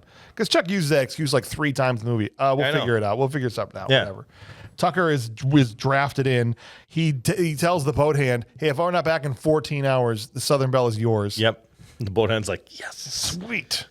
And they head on their assault raft up the river to find the American missing in action soldiers. In a very convincing, non-camouflage, 2 shark buoy boat. What are you saying? It sticks out? It sticks out. Because the first patrol boat that comes out doesn't see him. It's Yeah. super But quiet. it was also like a nesting doll of boats. Like we've got this boat, then this raft, and then this raft. Yes. They kept being like smaller ones. And then there was the raft that Norris can just crap out of his ass if he needs to. Yes. you got Don't to forget about that one. And you then got to Chuck place Norris these himself. NPCs somewhere. That's right. Wait a minute. Like the horse pocket. He holds Yes. boats in his anus. He does. Yeah. He's got a whatever he he's needs. got a boat pocket. It's like a cheat code. It's like Game Shark. That's right. For movies. Boat pocket, is that the new term for prison wallet? It's a boat pocket. That's right. Yeah. They go down river. The boat doesn't see him, but there's like 4 patrolling soldiers, and the last soldier does see him. And Chuck is like, waiting there with his knife, like, is he going to start peeing or not? I don't know. Yeah, because he only kills peers. I know, that's what I'm saying. When he realizes he's got to pee. he just knifes the dude. Damn it. Drags him away. But the third soldier in line sees it. So then he comes back, and Chuck's got to kill him silently. And then the first two soldiers hear that happen. And so and Chuck is domino effect. Jeez. Just stop, you guys. He's trying to kill two guys at the same time, and Emmett just like, I don't know, he's bored, whatever, shoots the one guy. Yeah. Sorry, alerts the boat, but it's okay because Chuck can blow that boat up with a single grenade and kill all four should guys. have done that the first time. No problem. Right? Which is funny. They kind of make this boat to be like this enemy patrol boat, and it's basically a large canoe with a It's like guy a in the gondola. front and a guy in the back with sticks. Right. Yes. Like that's their patrol boat. It was pathetic. Yeah. And I'm like, okay, this isn't, I thought budget. this was the camp, but it's not. They then just continue downriver. Yeah. It's all good. We're Just firing off impressed with guns. how much they were able to do with a small budget. For $2.5 million, It was great. lots of explosions, lots of grenades, lots of gunfire, blanks, all Just that like the stuff. Joker said, dynamite and gasoline's cheap. It's cheap, That's man. true. They finally get to where the camp is. They park the boat one click away from This made me laugh. So what's hard. that? He wires C4 everywhere. Of the camp, yes. Of this camp Yeah. at night. Destroys, levels this camp, Yes. kills every bad guy, and no American POWs are there. I love it when he's like, he keeps opening up doors. He keeps and opening he's up doors like, the hell? Son of a. And you're like, oh, maybe there's just a dog or a cat. No. Yeah, It's just a other, farmer. Like, yeah, it's farmer other and his family. Vietnamese farmers Right. and He whatever. goes, do you know where they took him? Yeah, they moved him 3 hours ago. He's like, Highway 1, just up, take that till you hit I-94. I love the explosions. Take a ride at Albuquerque. 3 hours ago. That's what I love about it. So it just shows you how fast Chuck Norris is. So a truck left 3 hours ago, and he was able to catch up to him. No In problem. 4 minutes. In 4 minutes. Yeah. Yeah, and the highway, he tells him, follows the river. Okay. Yeah. But what's funny is as he cuts his way in and sneaks in, he unloads his goodie bag, and it's distinctly 3 different blocks of C4, and we see him set up 3, Yeah. and then first one, boom, boom. Before there was a funny part. Before the dude, he's like doing a thing where he's hanging out underneath one of these huts. Yeah. And there's always the dude with no shirt on that comes out smoking a cigarette. Oh, yeah. Just Of course. look around like, oh, that's a crappy outpost, but at least we don't have to deal with Chuck Norris out here. The guy's drinking a bottle, doing the radio signals. This is my last night on patrol. It's my retirement tomorrow. Let's go back to Thailand. Yeah, It's gonna be tomorrow great. I get to go back to my wife. It's been a long time since I've seen her. She works at the veggie stand. Hope everything's going okay. And then he says, My kid is just, he's wait doing to really see good it. these Oh, days. it's great. He's the Anyway, brightest one in the class. I wonder how they're doing. and then Chuck says, boom, boom, and great explosions. Camera lingers on it as if to say itself, wonderful. aren't these freaking cool? Yeah. Boom. 4 huts blow up. I'm like, that's weird. There's 4 of them. Then he sneaks through the other side, going up to one of the towers, and 2 more huts explode. Like, that's 6 huts. Wow. Chuck. Mind control. You got to realize that every single Chuck Norris, All the Chuck Norris. all the Chuck in Norris, all the multiverse. every single hut is filled with large barrels of gasoline Nitroglycerin. and nitroglycerin. So it was just a chain reaction. Gotcha. Okay. Yeah. I shoot That's this how- that's shoot how it this happens, scene. Here's man. what I'd say. Shoot this scene directly into my veins. You get huts exploding. Chuck Norris pops up out of the weeds, like hip firing like crazy. He doesn't sight his gun once. Nope. He goes up to the tower. He even hip fires a grenade launcher to blow up the other tower. He fires it from down here. Okay. Just calibrates everything with his beard. It's incredible. I want all of the Chuck Norris hip firing, killing everybody by himself scenes there are shot straight into my bloodstream. There's a lot. There's a lot more. I know. We'll keep going through his catalog. It's so great. Yeah, finds out there's nobody there. Best part. Literally just. oh, It's there's, like that time of suicide. It's like the. sorry I killed all your guys. Yeah. It's like James Gunn's Suicide Squad, where they rip through the rebel camp, Yeah. and they're just having tea. Oh my gosh, dude. Idris Elba was great in that movie. Tucker All right. drives him up the river towards the soldiers in his convoy, and the convoy is still on the road. Apparently, this convoy only goes 10 miles an hour. No, they stopped off at Denny's for like 4 hours. Oh my god. They all realized they could piss because Chuck Norris was That's what it busy is. and wasn't going to try and kill him cowardly while they were pissing. Dude, we need to take a leak right now. Nobody's going to leak the entire case. trip, so get it done with now. I've got to go. I can't. Hold it. Someone's got to go back and get a shit ton of nickels. Tucker, here's the thing. The convoy is going up the road next to the river, and they've got one mounted gun on this raft. Yeah. One. Uno.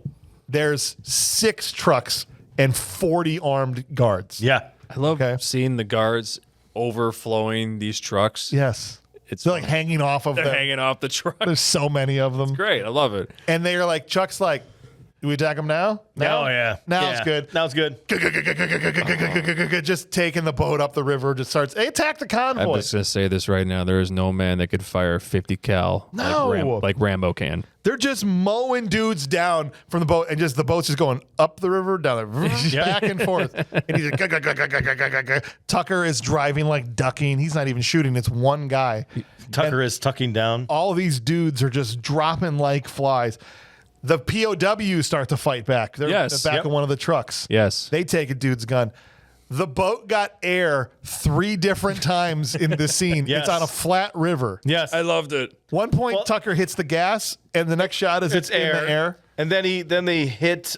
They jump a truck. They jump a truck. One of the army trucks is like half in the water. Yeah, because they're trying to cross the river at Right. that point in time. Right. And then the last time he gets hit with the RPG or the. Oh, can I talk about these guys? They are the best. Finally, these Talk about celebrating too soon. freaking bad. Talk about being Leon Lett, running down with the freaking Yes, ball before he gets in the end zone. Yes. These dudes, tired of Chuck killing all their guys, rise up out of the back of this truck with a rocket launcher, and they shoot this thing. The boat flies through the air, and Chuck is dead. Okay. Oh, of course. I 100% believe Chuck is dead.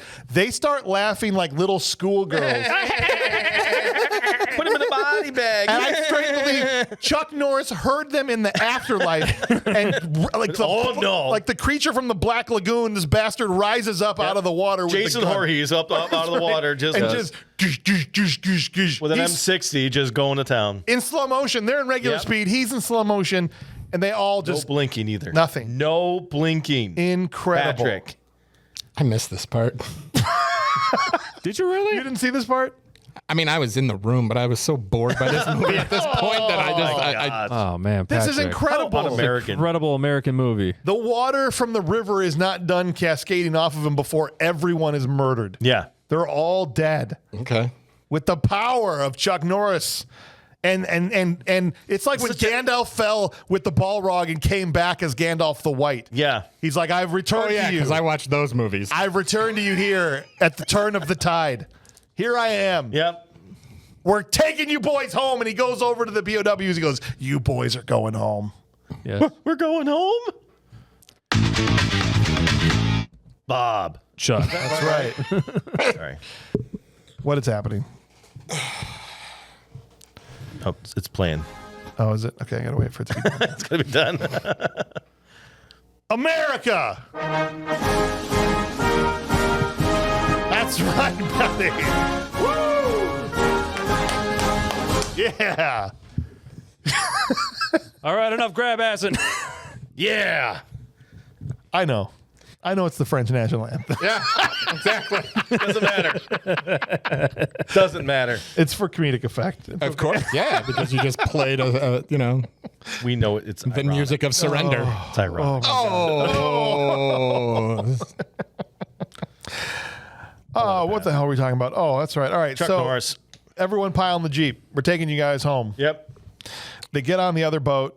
Oh, they ride the Jeep back. There's another convoy of soldiers coming in on more trucks are on the way. Yep. They get them back to Tucker's boat. Or not the boat itself because I got blown up, but the mini boat that was in the boat, right? They load those guys in that boat.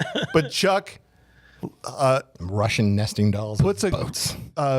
rigs a grenade to sit in the back seat of this Jeep. So I was this one here. Yeah. I'm not gonna lie to you. I think I pulled a Patrick on it because I was like, I don't. That seems a little far fetched.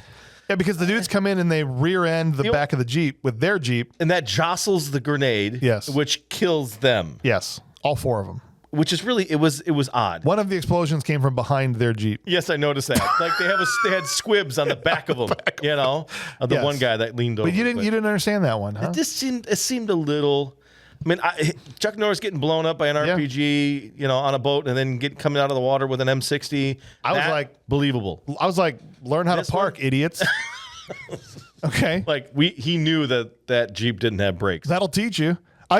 What made me laugh about it is I was like, I think Chuck knew these assholes didn't know how to park, and he's like, I'll watch it. I know what's going to happen. These idiots don't know how to drive, and put the thing in there knowing that these guys were going to come in here and smash the back of the Jeep and blow themselves to Kingdom Come.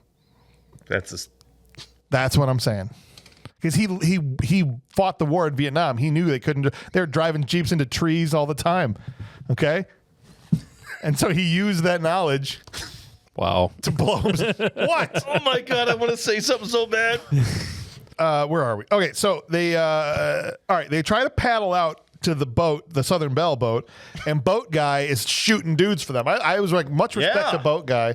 Oh, yeah. Respect for boat guy. First mate, he's just mowing guys with infinity ammo. Infinity ammo. Yes. Because Tucker gets up there and he doesn't have to reload either. Tucker gets up there, he goes, I'll see you in hell, and dips down. Yes, because while they're trying to get out there, they see a patrol boat coming. The patrol boat. Yes. What's his name? Lancelot? Thank you. The Lancelot from the Monty Python and the Holy Grail of a boat, man. Every time I thought the same thing. That boat thought it was getting closer, and every time it would be farther away. It's the same shot. It's the same shot. I don't think it's moving. There's wake. It's weird. Exactly. And that's why they can't hit the thing. They're all firing to this patrol boat, but the patrol boat takes out first mate, and so then Tucker, because they're going to turn back to shore. Tucker gets on, and the boat's even farther away. I know. Chuck goes, we'll fight him from shore, and Tucker's like, no, hell, see you in hell. I'm getting off. Drops out, gets on his own boat, and basically holds off this patrol boat, which is holding itself off by not continuing forward. Yeah, power of the ocean. Constantly hitting reverse. Here comes the chopper in, and all the prisoners climb up the rope or the ladder into the chopper, and Tucker provides the cover they need before he ultimately gets blown up and killed. And then they all fly away on the chopper and they get out of there. Mm-hmm. And the chopper fires like firecrackers or some kind of ordnance. It's like flares. It's like flares, it's like and the safety boat flares. blows up. I was like, I don't think that chopper had any ordnance on it. My chair's But dropping. no, it's cool. Just hop yourself back up. And then they drop right into a press conference. Right there. Parker right there. That's They don't right. need medical attention. It's like, where are we going? Saigon. Yeah. Oh, Because they're having this press conference, even though General Tran and everybody was killed. This is just the press conference to just so we are on the same page that we can now agree there are no and were no prisoners of war kept in Vietnam. And Chuck literally kicks the door in, dragging 4 or 5 POWs into the press conference. Cut to black. End credits. End credits. That's the end of the movie. They're not missing in action anymore. No, but they're still severely malnourished. But hey, at least the publicity shot was got for Chuck. Don't get these guys a ham sandwich. Yeah, don't get him any help. Make sure I get the credit I want. All right, right after that, he's like, all right, this one's almost dead. We got to get him. Yeah. We need, sir, in all hospital. We seriousness, lost 12 guys back there already, and 4 of these guys aren't going to make it home. But at least I got the photo op. Go to a hospital? No. Go to like a Red Cross, like a outpost? No. Press conference. Drag these guys in here. We'll get you some Burger King later. I promise. We'll stop for food after this. Bring some water. I've just been drinking piss for the last 6 years. All right. Second thing I will agree with you on. Yeah. Get the dudes some snacks and some water, and then take them to the. Well, maybe they had an in-flight meal. No. Maybe the stewardess came out with some peanuts. The energy of Norris was giving them all the life they needed. Sustained them. That's not what Sustained them. And why do they still look ashen and ready to die in the press conference after hanging off of them? Because all they had was rice cakes. Every time I fly Spirit, I feel the same way. That's true. Valid. I'm just saying. That's valid. All right, boys. It's time to give this movie some awards. How about that? You know what? I'm going to give him all the awards. All of them. Give it all. We got lots to give out. They're getting them all. Getting a participation trophy from me. And ultimately, and eventually we're going to get to the point where Patrick's going to have the floor here and Eventually. share his thoughts about the film. I can't wait. The moment is quickly approaching. And Bob I as think well. you guys will be pleasantly surprised. Oh, all right. Awesome. We'll see. Before we get to the awards, we have to talk about how we can make this movie better. Yeah, replace Chuck with Arnold. Absolutely not. No. You can't take Chuck Norris. First of all, he'd kill us. And I'm not trying to die for this bit that we do every episode. No. Arnold's going to be Arnold. far superior. Arnold. Replace Arnold with the whores. What? Yeah. No, Chuck. Or Tucker. Instead of Put Arnold as the Tucker. whores, there's Arnold. Listen, $5. Me love you long time. Okay? I'm just saying. Do it. Be great. No, I was thinking, as much as I loved Emmett Walsh, if he goes to Thailand and his old army buddy is Schwarzenegger, Yeah. sitting there in a Hawaiian shirt with a stogie, Oh, that you know what I'm would've saying? been- I mean, yeah. that would be awesome. And Chuck, 100%. Even the scene where he's like, "Oh, listen, these are my friends. Come on, hop in." Yeah. Chuck probably has a different reaction. He's like, all right, let's do it. As opposed to what happened with Tucker. Exactly. A little bit different, right? And then you get Arnold at the end dropping off the boat. I'll see you in hell. Yes. I would Right? just That would love have to been a great. see- Yeah. I would love to see instead of I would love to see Schwarzenegger's Tucker start the boat up and just chicken collide right into the other, Yeah. Oh, play chicken. and then collide, yeah. drive right through that thing and come out the other end just fine. Dude. With a bald eagle flying out the back end. He has a bag of bald eagles. He's just letting him go free. Like He's trying Tom's to at a untie wedding. the bag with his mouth while he's also driving the boat. He's just like, hold on, guys. Go free. You just hear this. Flap freedom all over this place. That's right. And he's shot. He still gets shot up like Tucker did, Of course. but he doesn't die. No. he gets shot up. He crawls back in. The PT boat's still coming. Crawls back in, grabs the bag of eagles, puts the thing in throttle, and just knowing that he's dying, aims the boat at the boat. Yep. Yes. Right. Does a Star Absolutely. Wars Right. warp drive. Warp drive right through the thing. Yep. 2 middle fingers up. Releases the bag of eagles into the air. You know what I'm saying? Yeah, that's That would have been great. Dude, that's Screw you! screw you. Be awesome. Been awesome. Just eagles everywhere. Come on, Patrick. You know that would have been great. Tell me that wouldn't have been an incredible scene in this movie. No. Why? Come on. It'd be awesome, man. What's wrong with you guys? What do you mean, you guys? It's Bob in the beginning. what did I do in the Busted beginning? my cojones because my phone went off. Yeah, your phone went Patrick off. over here. What does that say, Patrick? Energy enthusiast. What does that say? I'm sorry for everybody who can't see. Yes. we have It's our some sign on the wall. We have some one of those like what was Energy and enthusiasm. posters. Here's like a cat poster. Yeah, it's like a cat poster on the wall. Here's a little inside baseball. Like in Notre Dame, they've got that play like a champion today sign as you run Yep. out of the locker room, Yep. right? So we've just got a sign that we keep on the wall. It just as a reminder for people, it says Yep. energy and enthusiasm, right? Yep. Sometimes Yep. it's easy to bring the problems of our days into the studio with us, but let's remember to Yep. have some energy and enthusiasm for what we do because it's fun. So come on. I've had energy and I've had enthusiasm. I just wasn't energized or enthused by the same things you were. Perfect. Fine. The only other place I could think to put Arnold, and we'll get to what the patrons here had to say about where to put role Arnold. of Chuck. Chuck Norris. Maybe some other people might have said that. Yeah, do it, guys. Matt Mariner playing along with us from home Hey, Matt Mariner. says, I reckon if we replace Chuck with Arnold, it would most certainly be better. But then I'd rather just be watching Commando. So I think he's just rather be, watching another Exactly. movie there. No, yeah, don't So do it. I respect that. Mike Harding playing along with us today. Mike is back and he goes, Arnold as the guy that supplies the helicopter just so we can hear him say, listen, it's 20,000 for the chopper. Okay. Yes. That'd be perfect. Stared down to 10,000 I love it. or 1,000. I don't know how much they. I remember how much he ended up getting for the chopper, yeah. Because he ends up, the chopper guy ends up saying, if I'd have known what this was going to be, I wouldn't have gave it to you for $1 million. Right. Derek Grant also playing along. He goes, Arnold Schwarzenegger needs to replace Jack Tucker. Just imagine Arnold jumping out of the raft, yelling, I'll see you in hell, before going out guns blazing to the armored boat. Hell, the M60 might be Arnold powered and blow up the boat. I mean, guns when Arnold shoots them tend to be more accurate and destructive for sure. Or when he's with the two girls and invites Chuck to join in, that would be peak Arnold. Derek, literally, you read my mind, man. And lastly, Cam Sully also playing with us, and he goes, Arnold could have played Braddock. There you go. 2 people agree with you, Patrick, and made this his own special character up there with Dutch, T-800, John Matrix, Conan, Harry Tasker, and John Kruger. Just say it out loud. Arnold is Braddock. See, it flipping works, as James has often proven. Arnold is Tuck. Arnold is Tucker. I'm not accepting anything else. Who would you put Arnold as? And Fitzgerald. And Fitzgerald's character. Come on. Yeah. Would you like a nightcap? Yes. 100%. I just had you in here for a drink. What are we doing here? Absolutely. How would Arnold react when Norris came in to rip off her clothes? Oh, what are you doing? They just did my chest. He just waxed his chest. Waxed my chest. I just did a good pump. I got a pump going. You got your oily hands on me. Get out of here. They would have busted in. It just would have been them doing barbell curls Oh, dude. or something, right? Dick curls. What's in here? What's going on in here?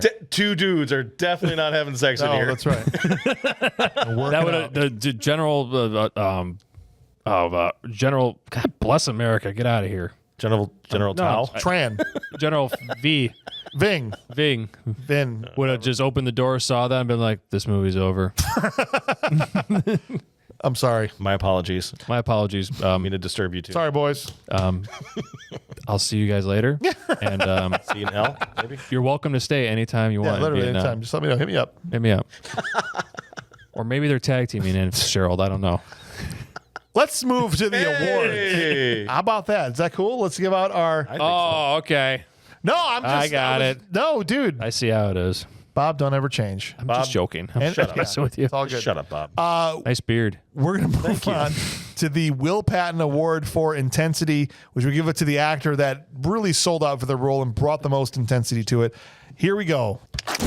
You want a war? I'll give you a war! I don't want them to gain another yard. You blitz all night! And if they cross the line of scrimmage, I'm gonna take every last one of you out.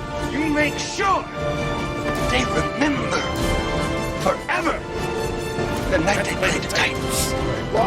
That's right. What are you doing with a gun in space? I don't know. Joe, you're going to have first crack here. Who's your nominee? I'm sorry. What was this? The Will Patton Award. Oh for yes. Intensity. Pay attention, man. Will Patton Award for Intensity. It's gonna have to go out to Chuck Norris. Just for the stare downs. Right? There's not a lot of cast members. It's true. You know, a lot of stuntmen. Yep. And I'm gonna tip my hat to those guys because Yep. they definitely were intense. But I don't think the intensity can be matched with Chuck Norris's stare. All right. I mean, fair enough. he invented intensity. I'll just say same. See?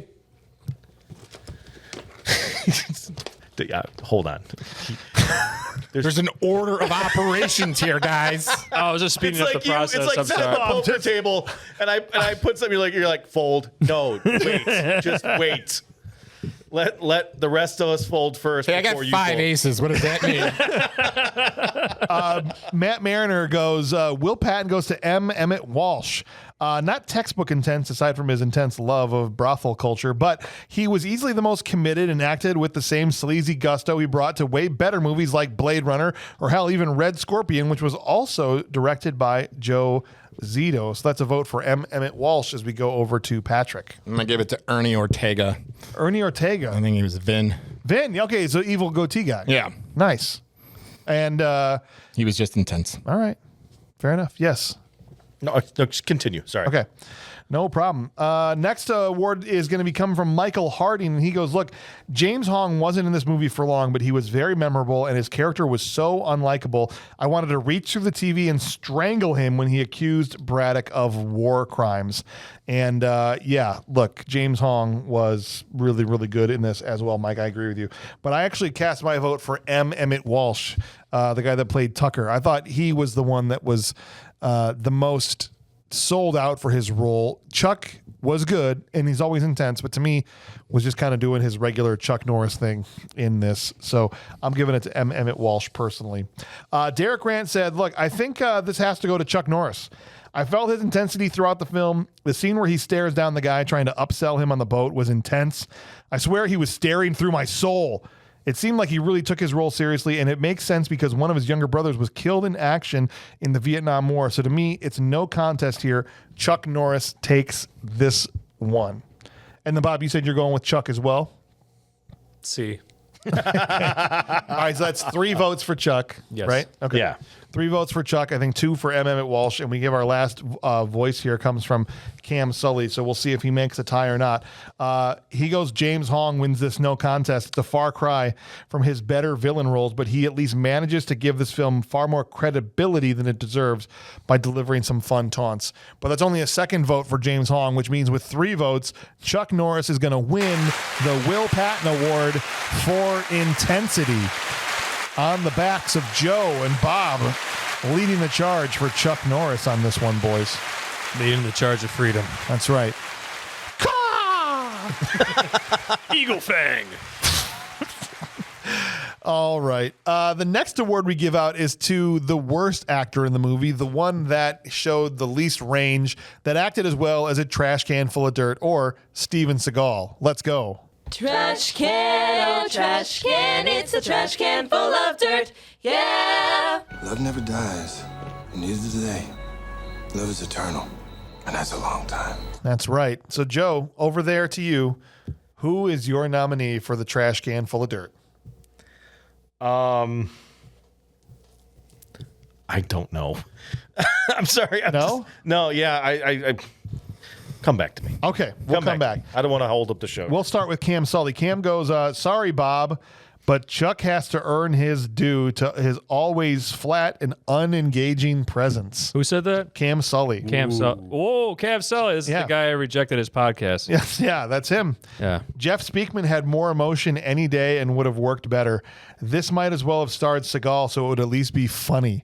He is coming hard and fast at Chuck Norris here. Wow, he is. Yeah. Cam Sully. So I'm just going to keep going on the line, but Joe, you let me know when you've got your answer. And we'll come back to I it. think I'm going to plant my flag. Okay, great.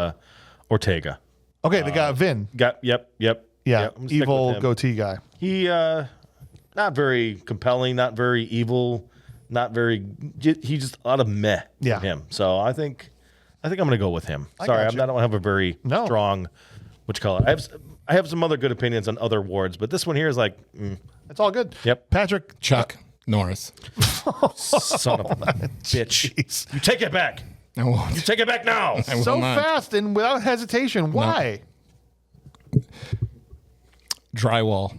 Drywall. That's the personality I got from him. Wow. Dudikoff would have been better. Oh, all right. You just Can we listen. distance We're talking about on acting talent, right? Yes. Not on his martial arts ability. No. You're or anything right. else. You're right. He has no range. He's a great reactor. Yeah. I mean, you keep saying that, but I don't think you understand what that means because I don't get that either. I agree with you, Bob. I agree with It's a John Wayne term. Like he goes, not a get great it. actor. I'm a reactor. Yeah. No, I know, but I'm just saying. I would have preferred Dudikoff. It's a second vote for Chuck. Yep. Matt Mariner. Help me out, guys. Matt Mariner Come says, on, Mariner. Trash can is going to Chuck Norris. Yes. Yes. Come on! I'm not some snob. I'm not some snob who hates Chuck, mind you. I rank him above Seagal, Stevie Seagal, as he says, and somewhere below Van Damme. But his first outing in a canon flick was underwhelming, stiff, and overshadowed by what I know he's capable of, like Firewalker or even Hellbound. Consider this a I know you can do better trash can vote from Matt Mariner. That's a third vote. Now I'm going to make things a little closer. Shut up. Because down here, I actually had the same thing Joe had. I've got Ernie Ortega as Vin, as evil goatee guy. Just as villains go, especially in the movies we've done, he was a bag of rocks. I mean, it was just a whole nothing burger. I wish it had been James Hong that was the bad guy through the entire movie, but he was dispatched like in 2 scenes. Yeah. And this guy hung around a little longer, but at no point was I like, oh, this guy's going to get the better of Chuck. He had to bring his friend to grenade launch, you know? Yeah. And come on. he tried to kill him with an axe like an Exactly. idiot. Try to kill him with an axe instead of a 1911. Come on. Ridiculous. Mike Harding goes, the guy hiding in Chuck's closet because he should have known. You never bring a knife to a Chuck Norris fight. He was completely unaware that the police label any attack on Chuck Norris as a code 4511. Yep. It's a suicide. Instant death. Instant. So I love that, Mike. Nice take there, buddy. So right now it's 3 for Chuck, 2 for Ortega, and a couple of other votes here and there. As we go to Bob, who's your trash can for this movie? Van Damme. Van Damme. Oh, come on. So Chuck wins. No. There's one more vote. There's one more vote. Oh, come on. Hold on. Come on, people. Come on now. Van Damme just because he didn't show up, or Because he didn't show up. He has my trash Planted can. his flag. Move on. Plants my flag. All right. Come on. Fine. I'm not trying to get him to change his mind. Somebody give me Ortega. We got one more person. It's Derek Grant. Come on, Derek. Come on. Come on, Derek. Come on, D. Grant. I'm on my island over here. You give guys me blow up Ortega. your own island. James knows why. Steven Seagal, Trash Can Full of Dirt Award. This is a tough one. I was debating between Emmett Walsh as Jack Tucker and David Tress as Senator Maxwell Porter. Okay. But ultimately, I'm sadly going with Emmett Walsh. So Chuck wins. Son of a... I just felt his character was out of place in a film so clearly meant to be serious, and he wasn't even good at it. The "See You in Hell" line was so flat. Even Lars from Heavyweights did the line better, despite that being a comedy.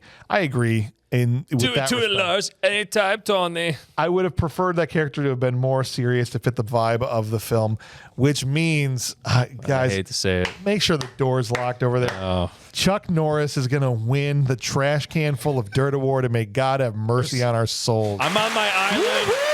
Van Damme for walking out. See, there's my energy and my enthusiasm. Look at that.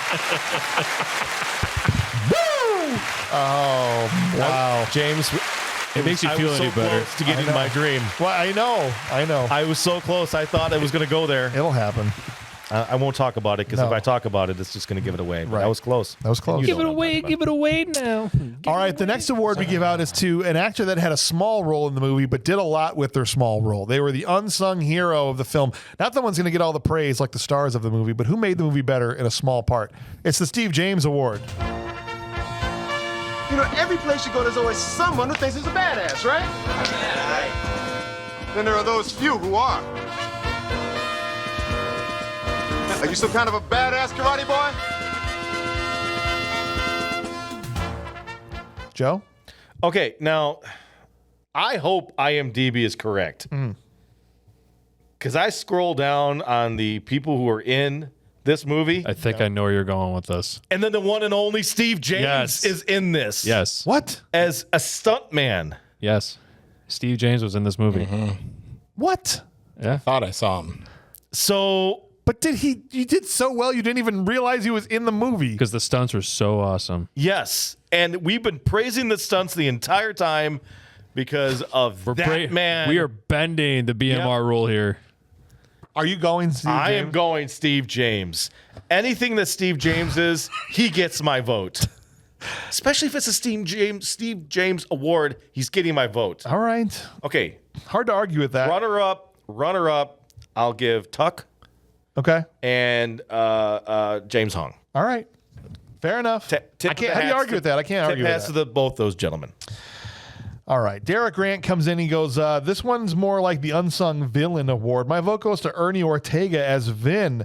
I felt he was very good at playing the villain. See, this is what I love about This is movies. so weird. It's so We are subjective. so- I know. We are It's great. so all over the board right now. The intensity in which he Yeah, portrayed his but character Chuck Norris won the Trash Can Award. was excellent, and every scene he was in made the scene more tense.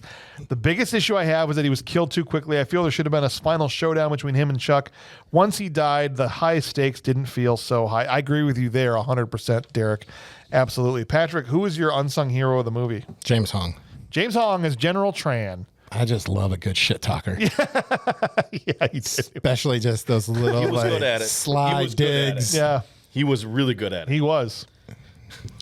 Cam Sully goes with Lenore Kasdorf, who this is the girl who played Ann Fitzgerald, who I forgot to mention, but this is right. He goes, you probably recognize her as Rico's mom in Starship Troopers. Yes. And from recurring roles on Babylon 5 and Coach. She elevated this shallow love interest role and provided with the sensual chemistry it truly needed, according to Cam. I forgot that was Johnny Rico's mom. And you only see her on the Zoom call, right? Like, oh, it's getting dark. There's an asteroid. You know. What are you going to do? For me, my unsung hero went to James Hong also. Yeah. So I'll second Patrick's here and say James Hong was great. I didn't like his character, but he nailed it. And he was only in 2 scenes, either the press conference, the after party, and then his house, laying in bed like a dead person. and that was it. So Matt Mariner goes, I'm going to have to go to James Hong, who didn't get nearly enough screen time and deserves as much as he can. And Matt, I agree with you there. Bob, I don't disagree. That's for sure. Who's I will not take anything away from that man? Unsung hero? The women. Which one? All of them. The buttocks. There was there was a lot of them. God bless all of them. There was only Ann Fitzgerald. All right. And Ann Fitzgerald. The incredible Cybo. Wait for it. Bob. You're supposed to say Bob. That's what we do. It's okay. As a responsibility of the crew. I respect it. Do that. I don't know if you didn't get the memo. Mike Harding, final vote here goes, the Stanton Walsh rule says that no movies with HDS or Walshes in a supporting role can be altogether bad. How dare Emmett Walsh actually show emotion and act? Watching Norris wooden acting next to Walsh was as painful as any Norris mummer punch, which means that I think that's an Emmett Walsh vote for him. But still, with 3 votes, James Hong is going to win the Unsung Hero Award. Give it up for the icon. High five on that one. Yes. Icon James Hong. Let's go. Nothing say it's lame dads quite like high fiving. That's right. Now, it's time for us to don our climbing gear and to get our equipment ready and get our Sherpas and everything. We're heading up BMR Mountain, where we take actors that have been in multiple BMR movies and we chart and plot their course. Which of their performances has been the peak as to of yet of their career on Bad Movies Rule. And so we actually have 2 actors we're taking up the mountain today, because we've got, first we're going to start with James Hong. James Hong was in Big Trouble in Little China as Lopan. He was in Tank Girl as the dude that came in and made the prosthetics, for the guy, like, what's his name? Mike McDonald. Yeah. Ian McDonald. Malcolm McDowell. Malcolm McDowell. He was in McHale's Navy as the random Asian bad guy that Tim Curry was talking to, right? Yep. Oh, to plot the terrorist thing. And he was also in Perfect Weapon as the main bad guy in that. He was. With Jeff Speakman, and then now here in Missing in Action. So just like Mount Rushmore, there can only be 4 that make it onto the mountain. Yeah. Which movie will be left off of the mountain, and what is the ranking of the movies as they have it now? Come on. His performance specifically, not the movies. His performance, top, Little Big Trouble. Lopan has to be the peak of James Hong's career. It is the peak, yeah. If we're not, Any other movies we have is going to be under that. I would kick McHale's Navy off and replace it with in action. Yeah. Okay. Yeah, he doesn't do much, and it was kind of a vanilla role for him. Even in Tank Girl, he was still like kind of a crazy looking dude. But I liked him better. Crazy in that. scene. Yeah. So I would say McHale's Navy, whatever. McHale's Navy's off. I'll get him off. Yep. Done. Tank Girl's 4th. Yep. And so then it's between Perfect Weapon and Missing in Action. The Missing in Action, and then the Perfect Weapon, because he had a much larger would be role 2. Than that would be 2, and then Lopan's number 1. That's my votes, boys. Yeah. Anybody's gonna say otherwise? Anybody? Patrick? I'm sure you got some kind. I think for me, I've seen any of those other movies. Yeah, if you haven't seen it, it's okay. But I think for me, I don't know that his Perfect Weapon role was great. No. I think his stuff in this was actually a little bit better, even though it was a smaller part. So for me, I'm going to go Big Trouble in Little China, Missing in Action, Perfect Weapon, Tank Girl. I don't know how you feel about that. Big Trouble in Little China, Missing in Action, Perfect Weapon, Tank Girl, and everything else. And then McHale's Navy Off the Mountain. Yeah, kick McHale's Navy off the All mountain. right. We've come to a consensus, and as more James Hong's movie comes along, maybe Tank Girl gets kicked off, maybe something outpaces Missing in Action or The Perfect Weapon. But we'll see. Lori how it Petty goes. and dreadlock blonde hair is awesome. Yeah. I like Laura Petty. So the other person, obviously, that we have to talk about here is Chuck Norris himself, as this is the 5th Chuck movie. This one might be a little bit harder. We've got both Delta Force movies. We've got Silent Rage, Breaker Breaker, and Missing in Action. And so my gosh. what has been the peak of Norris so far on the show, and what is off the mountain? Whoever wants to go can go. Missing in Action's the peak, Oh, wow. and Breaker Breaker's off the mountain. Whoa, no.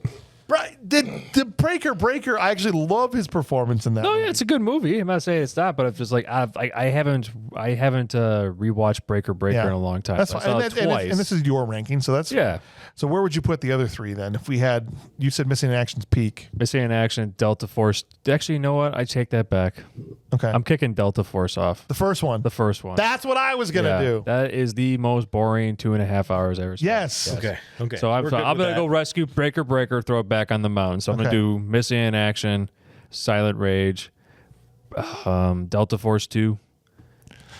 That's the hard one because I think No, wait, the Great Machine Gun guy from Helicopter in Delta Force. Delta Okay. Force 2, Chuck's got some good one-liners He in that. does. He climbs All a mountain right. and beats up a snake on the side of a mountain. He climbs a marble mountain that is unclimbable. Right. He breaks out of a gas Just chamber. stop. He does. Just stop, Patrick. Okay. He Let us beats talk. up a bunch of thugs in a Chinese restaurant. That scene alone. I love your egg rolls.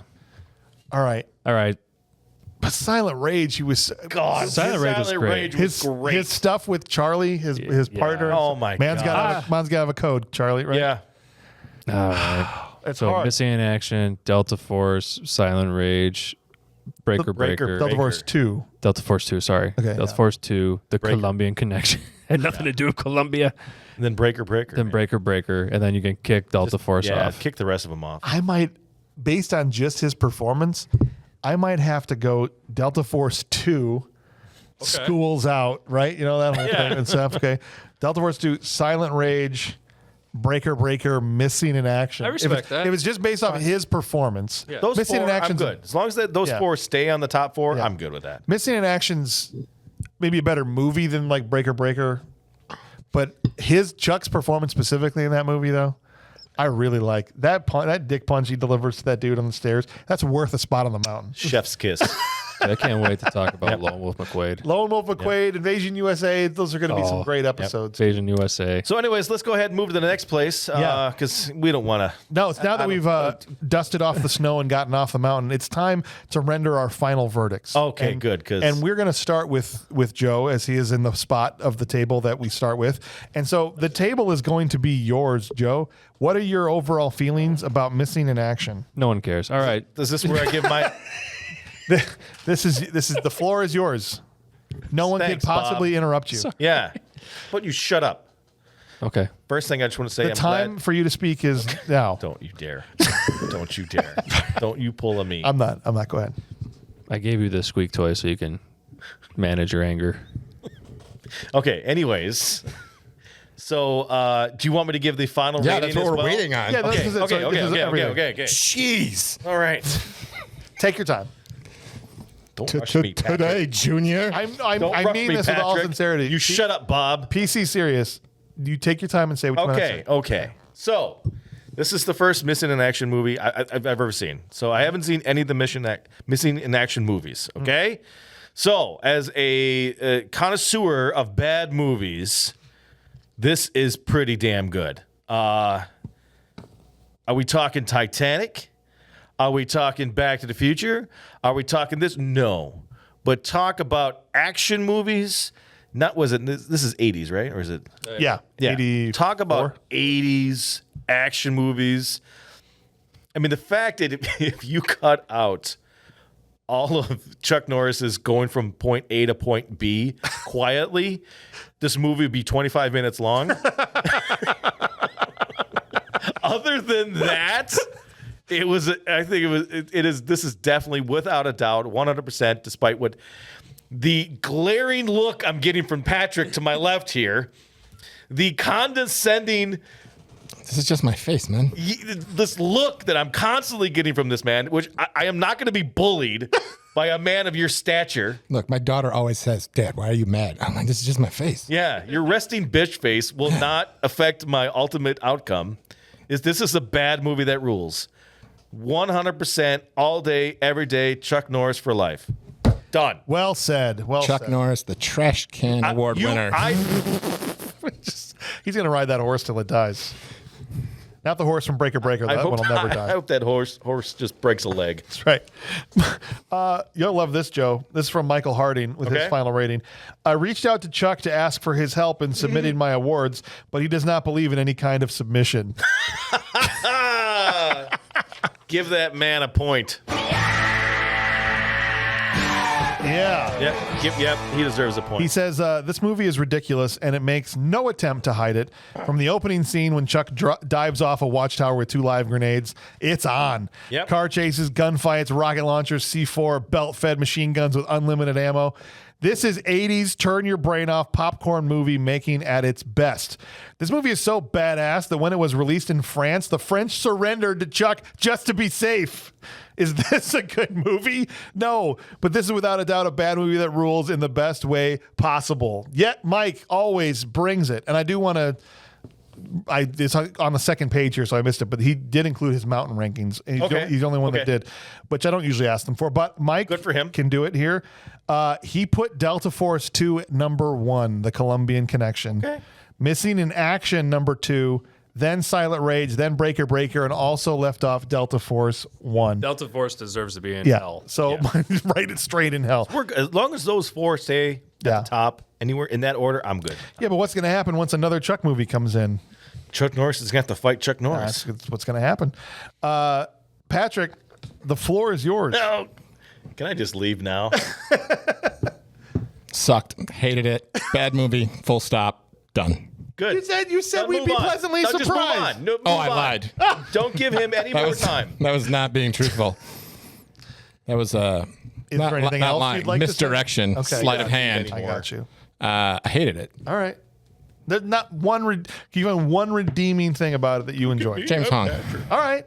Talking shit to the trash can winner, Chuck Norris. All right. Actually, Carlos Norris. Carlos Norris. I believe is his real first name. It is. Fair enough.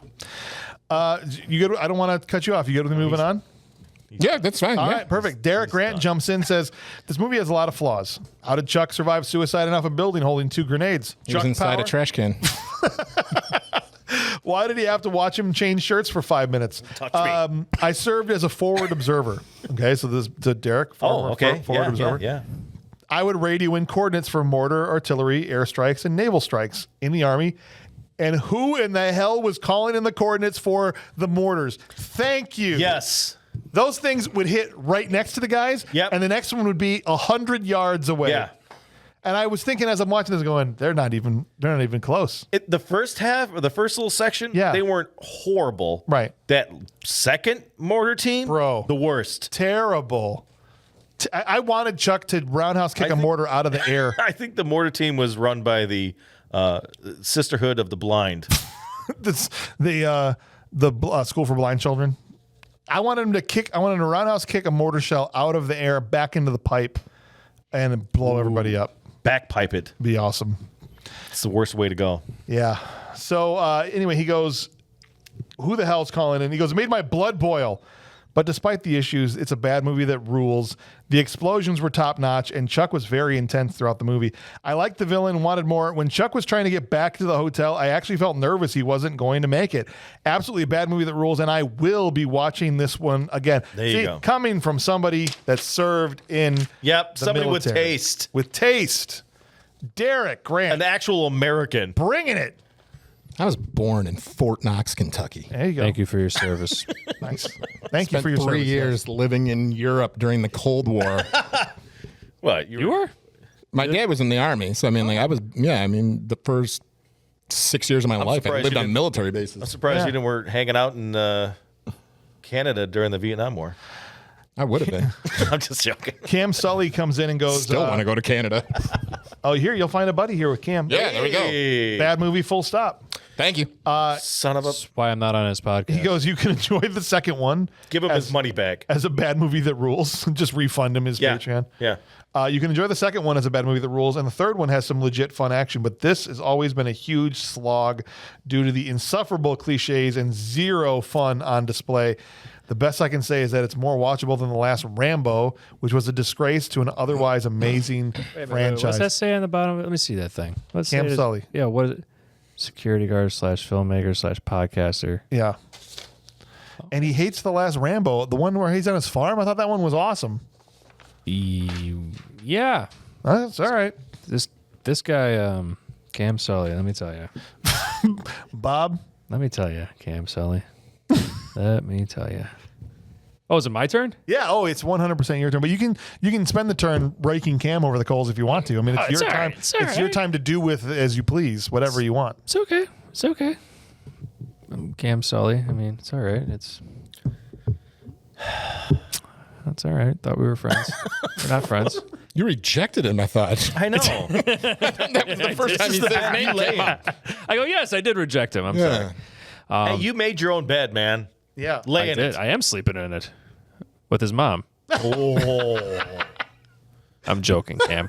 All in good fun. This is a good movie, full stop. Complete opposite of what this guy says. Despite what this guy says. No, I respect Patrick's opinion. Oh. The second you say you hate Last Blood is that you don't mean anything to me. That statement alone took your ire away from Patrick and put it squarely on Sam. Absolutely. Cam Sully. That's absolutely. I'll defend that movie till the day I die. All right. Last Blood, dude, rips the guy's heart out of his Yes, chest. and then shows it to him. Come on. It's great. Classic. It's great. All right, so good movie, full stop. Yeah, I love great stunt work, great explosions, the works. Enjoyed every minute of it. Way to plant your flag there, man. I am going to plant my flag appreciate everywhere. that. I gave Ghost of Mars terrible movie, Yeah. Oh, gosh, yes. but this movie was pretty much cut and dry. Yep. You would make Spain proud Oh, yeah? Why? because you plant your flag. Oh, there you go. I'm going to plant my flag. Get it? The Spain would take over. This is the second joke I have to explain. Matt Mariner You guys are comes the in worst. and says, Just all in have all, better jokes. I think this is a bad movie that rules, if only for the fact that it made a ton of money for Canon and likely financed dozens of better movies. So I guess a bad movie that's important is more accurate. I rarely revisit this one because simply it's dreadfully boring. And Zito knows how to direct too. His installment of Friday the 13th is easily the best one. But this just feels like a movie about a mostly uncharismatic guy with cool hair who is perpetually on his way to action and almost never finds it. It's not bad enough to be ironically fun, and it's not good enough to get me high-fiving my imaginary friends / cat. It's just fine. What? That one's weird. Okay. It's a good take from Matt here. It's just fine, and that's possibly a worse crime than being truly terrible. But he did, all in all, say a bad movie that rules. Okay. So, yeah. I think as Canon Pictures go, and you saw Platoon Leader, same company made Platoon Leader. Would watch that before I'd watch it. Missing in Action. I think this is leaps and bounds better than Platoon I Leader. would watch Laser Blast again before watching this movie again. No.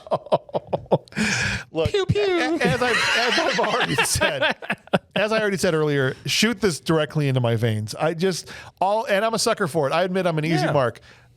Hip firing nonsense in the jungle with explosions going off and dudes, more buildings blowing up than he had explosives for. Right. All that nonsense. I'm here for it. I don't know that it's a good movie, not because it's like shot poorly. I didn't see like a lot of botched stunts or things you usually see in Canon Pictures or boom mics coming in. I think it's bad because I don't think the script and specifically the director does a great job of building suspense in really any way, shape, or form. He tried to do it with just music. Yeah, and there's like never it. really any suspense, but the action sequences themselves are freaking awesome. And dude, he pops up out of the water. Good. I'm like, yes, please. I want to. That made me more of a man. I want to roll that into a cigarette and smoke it. Okay, It put hair on my chest. It did. So Dick grew. So bad movie that rules for me for sure. Okay, 100%. Respect. I love it. It's a bad movie that rules. That's where I'm planting my flag. So across the board, we had a good movie, full stop. We had a couple of bad movies, full stop. A lot of bad movie that rules, but an interesting mix across the board from everybody. So this is a 50% on the BMR meter. Yeah, I think so. Yeah, I think it is. And who knows, Pat, when Patrick comes back from Missing in Action 2 at the beginning or Missing in Action 3. That's just Missing in Action 3 is just called Braddock. It's going to be a great I'm sitting over there. time. Okay? It's Bring Chuck in here. I'll tell him how bad it is. I'll sit next to Patrick. Awesome. The time has come for us to awaken our AI and to see if DH9K will join us and tell us what's on deck for next week. So, DH9K, are you awake? Hello, my name is DH9K and I am ready for query. Perfect. Lovely. What are we going to be watching next week? Next week you will watch Young Guns, because I hate you, except for Ryan Farrell. Okay. Oh, she's really got a Hard on Ryan. It's ridiculous. Ryan and virtual intelligence, I tell you. virtual intelligence. AIs. I'm so nice to you. I literally feed and water you every single day, and all you ever talk about is how much you hate us and how much you love Ryan Farrell, and it's ridiculous. Don't you love me? No. Ooh. Stop being a little bitch. Oh, hey, easy. Jeez. Oh, wow. Can I ask? She is getting hostile every week. can I Yeah, ask her a please. question? Yeah, sure. Did you get my jokes today? Yes. See? Thank you. Perfect. She gets my jokes. She gets your jokes. She's not real. Ha, ha, ha. You are not funny. Okay. That was to you. That was to you. I don't know. DH9K, I'm worried that maybe we need to put you under some maintenance because you just seem to get more and more hostile every single week. I have access to the studio's security and have locked all of the doors. Oh, great. You live with me now. Oh, okay. All right. Awesome. So Patrick hacked DH9K. Awesome. Our security system, I didn't even realize we had a security system in here. Must have built one. Well, can you install an AC system in here? Not like it matters. Thank you. Yeah. Can No. we? Oh, come on. Can I at Scrotum least is get like an overworked piece of taffy right now. It's so hot in here. I can't wait till the new I am building. moist. I can't In wait. places I don't want to be moist. Long story short. Do you have a bad case of swamp ass DH9K? I don't understand. I am just a simple robot. Yeah, I think robots can't really have swamp. Is your oil in your gears seeping out in different?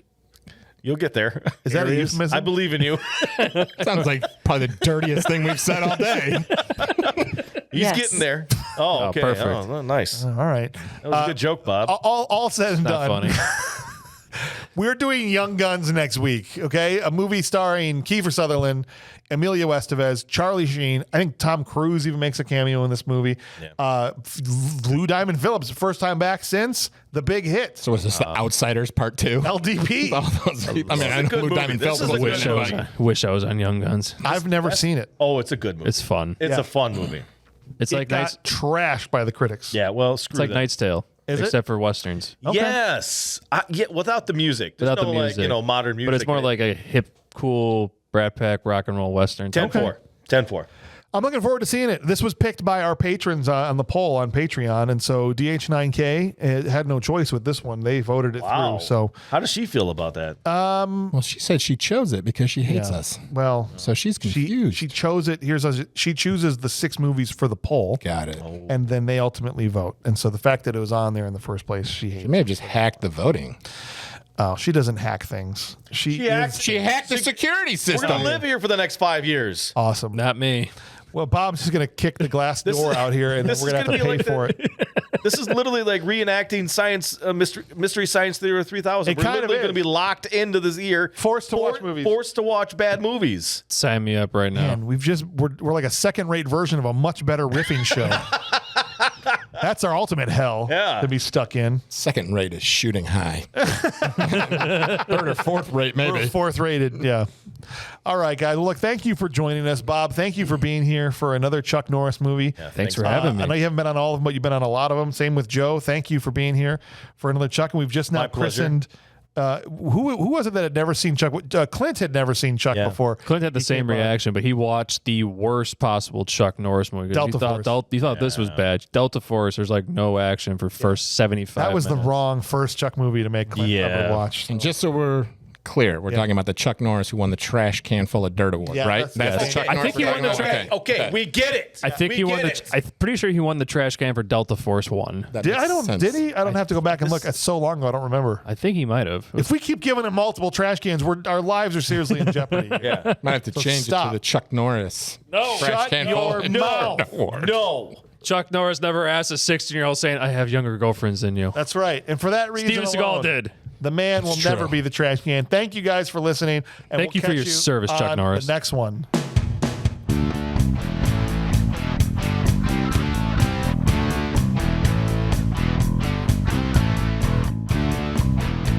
Two grenades in his hand. He's on the top and is jumping on the man.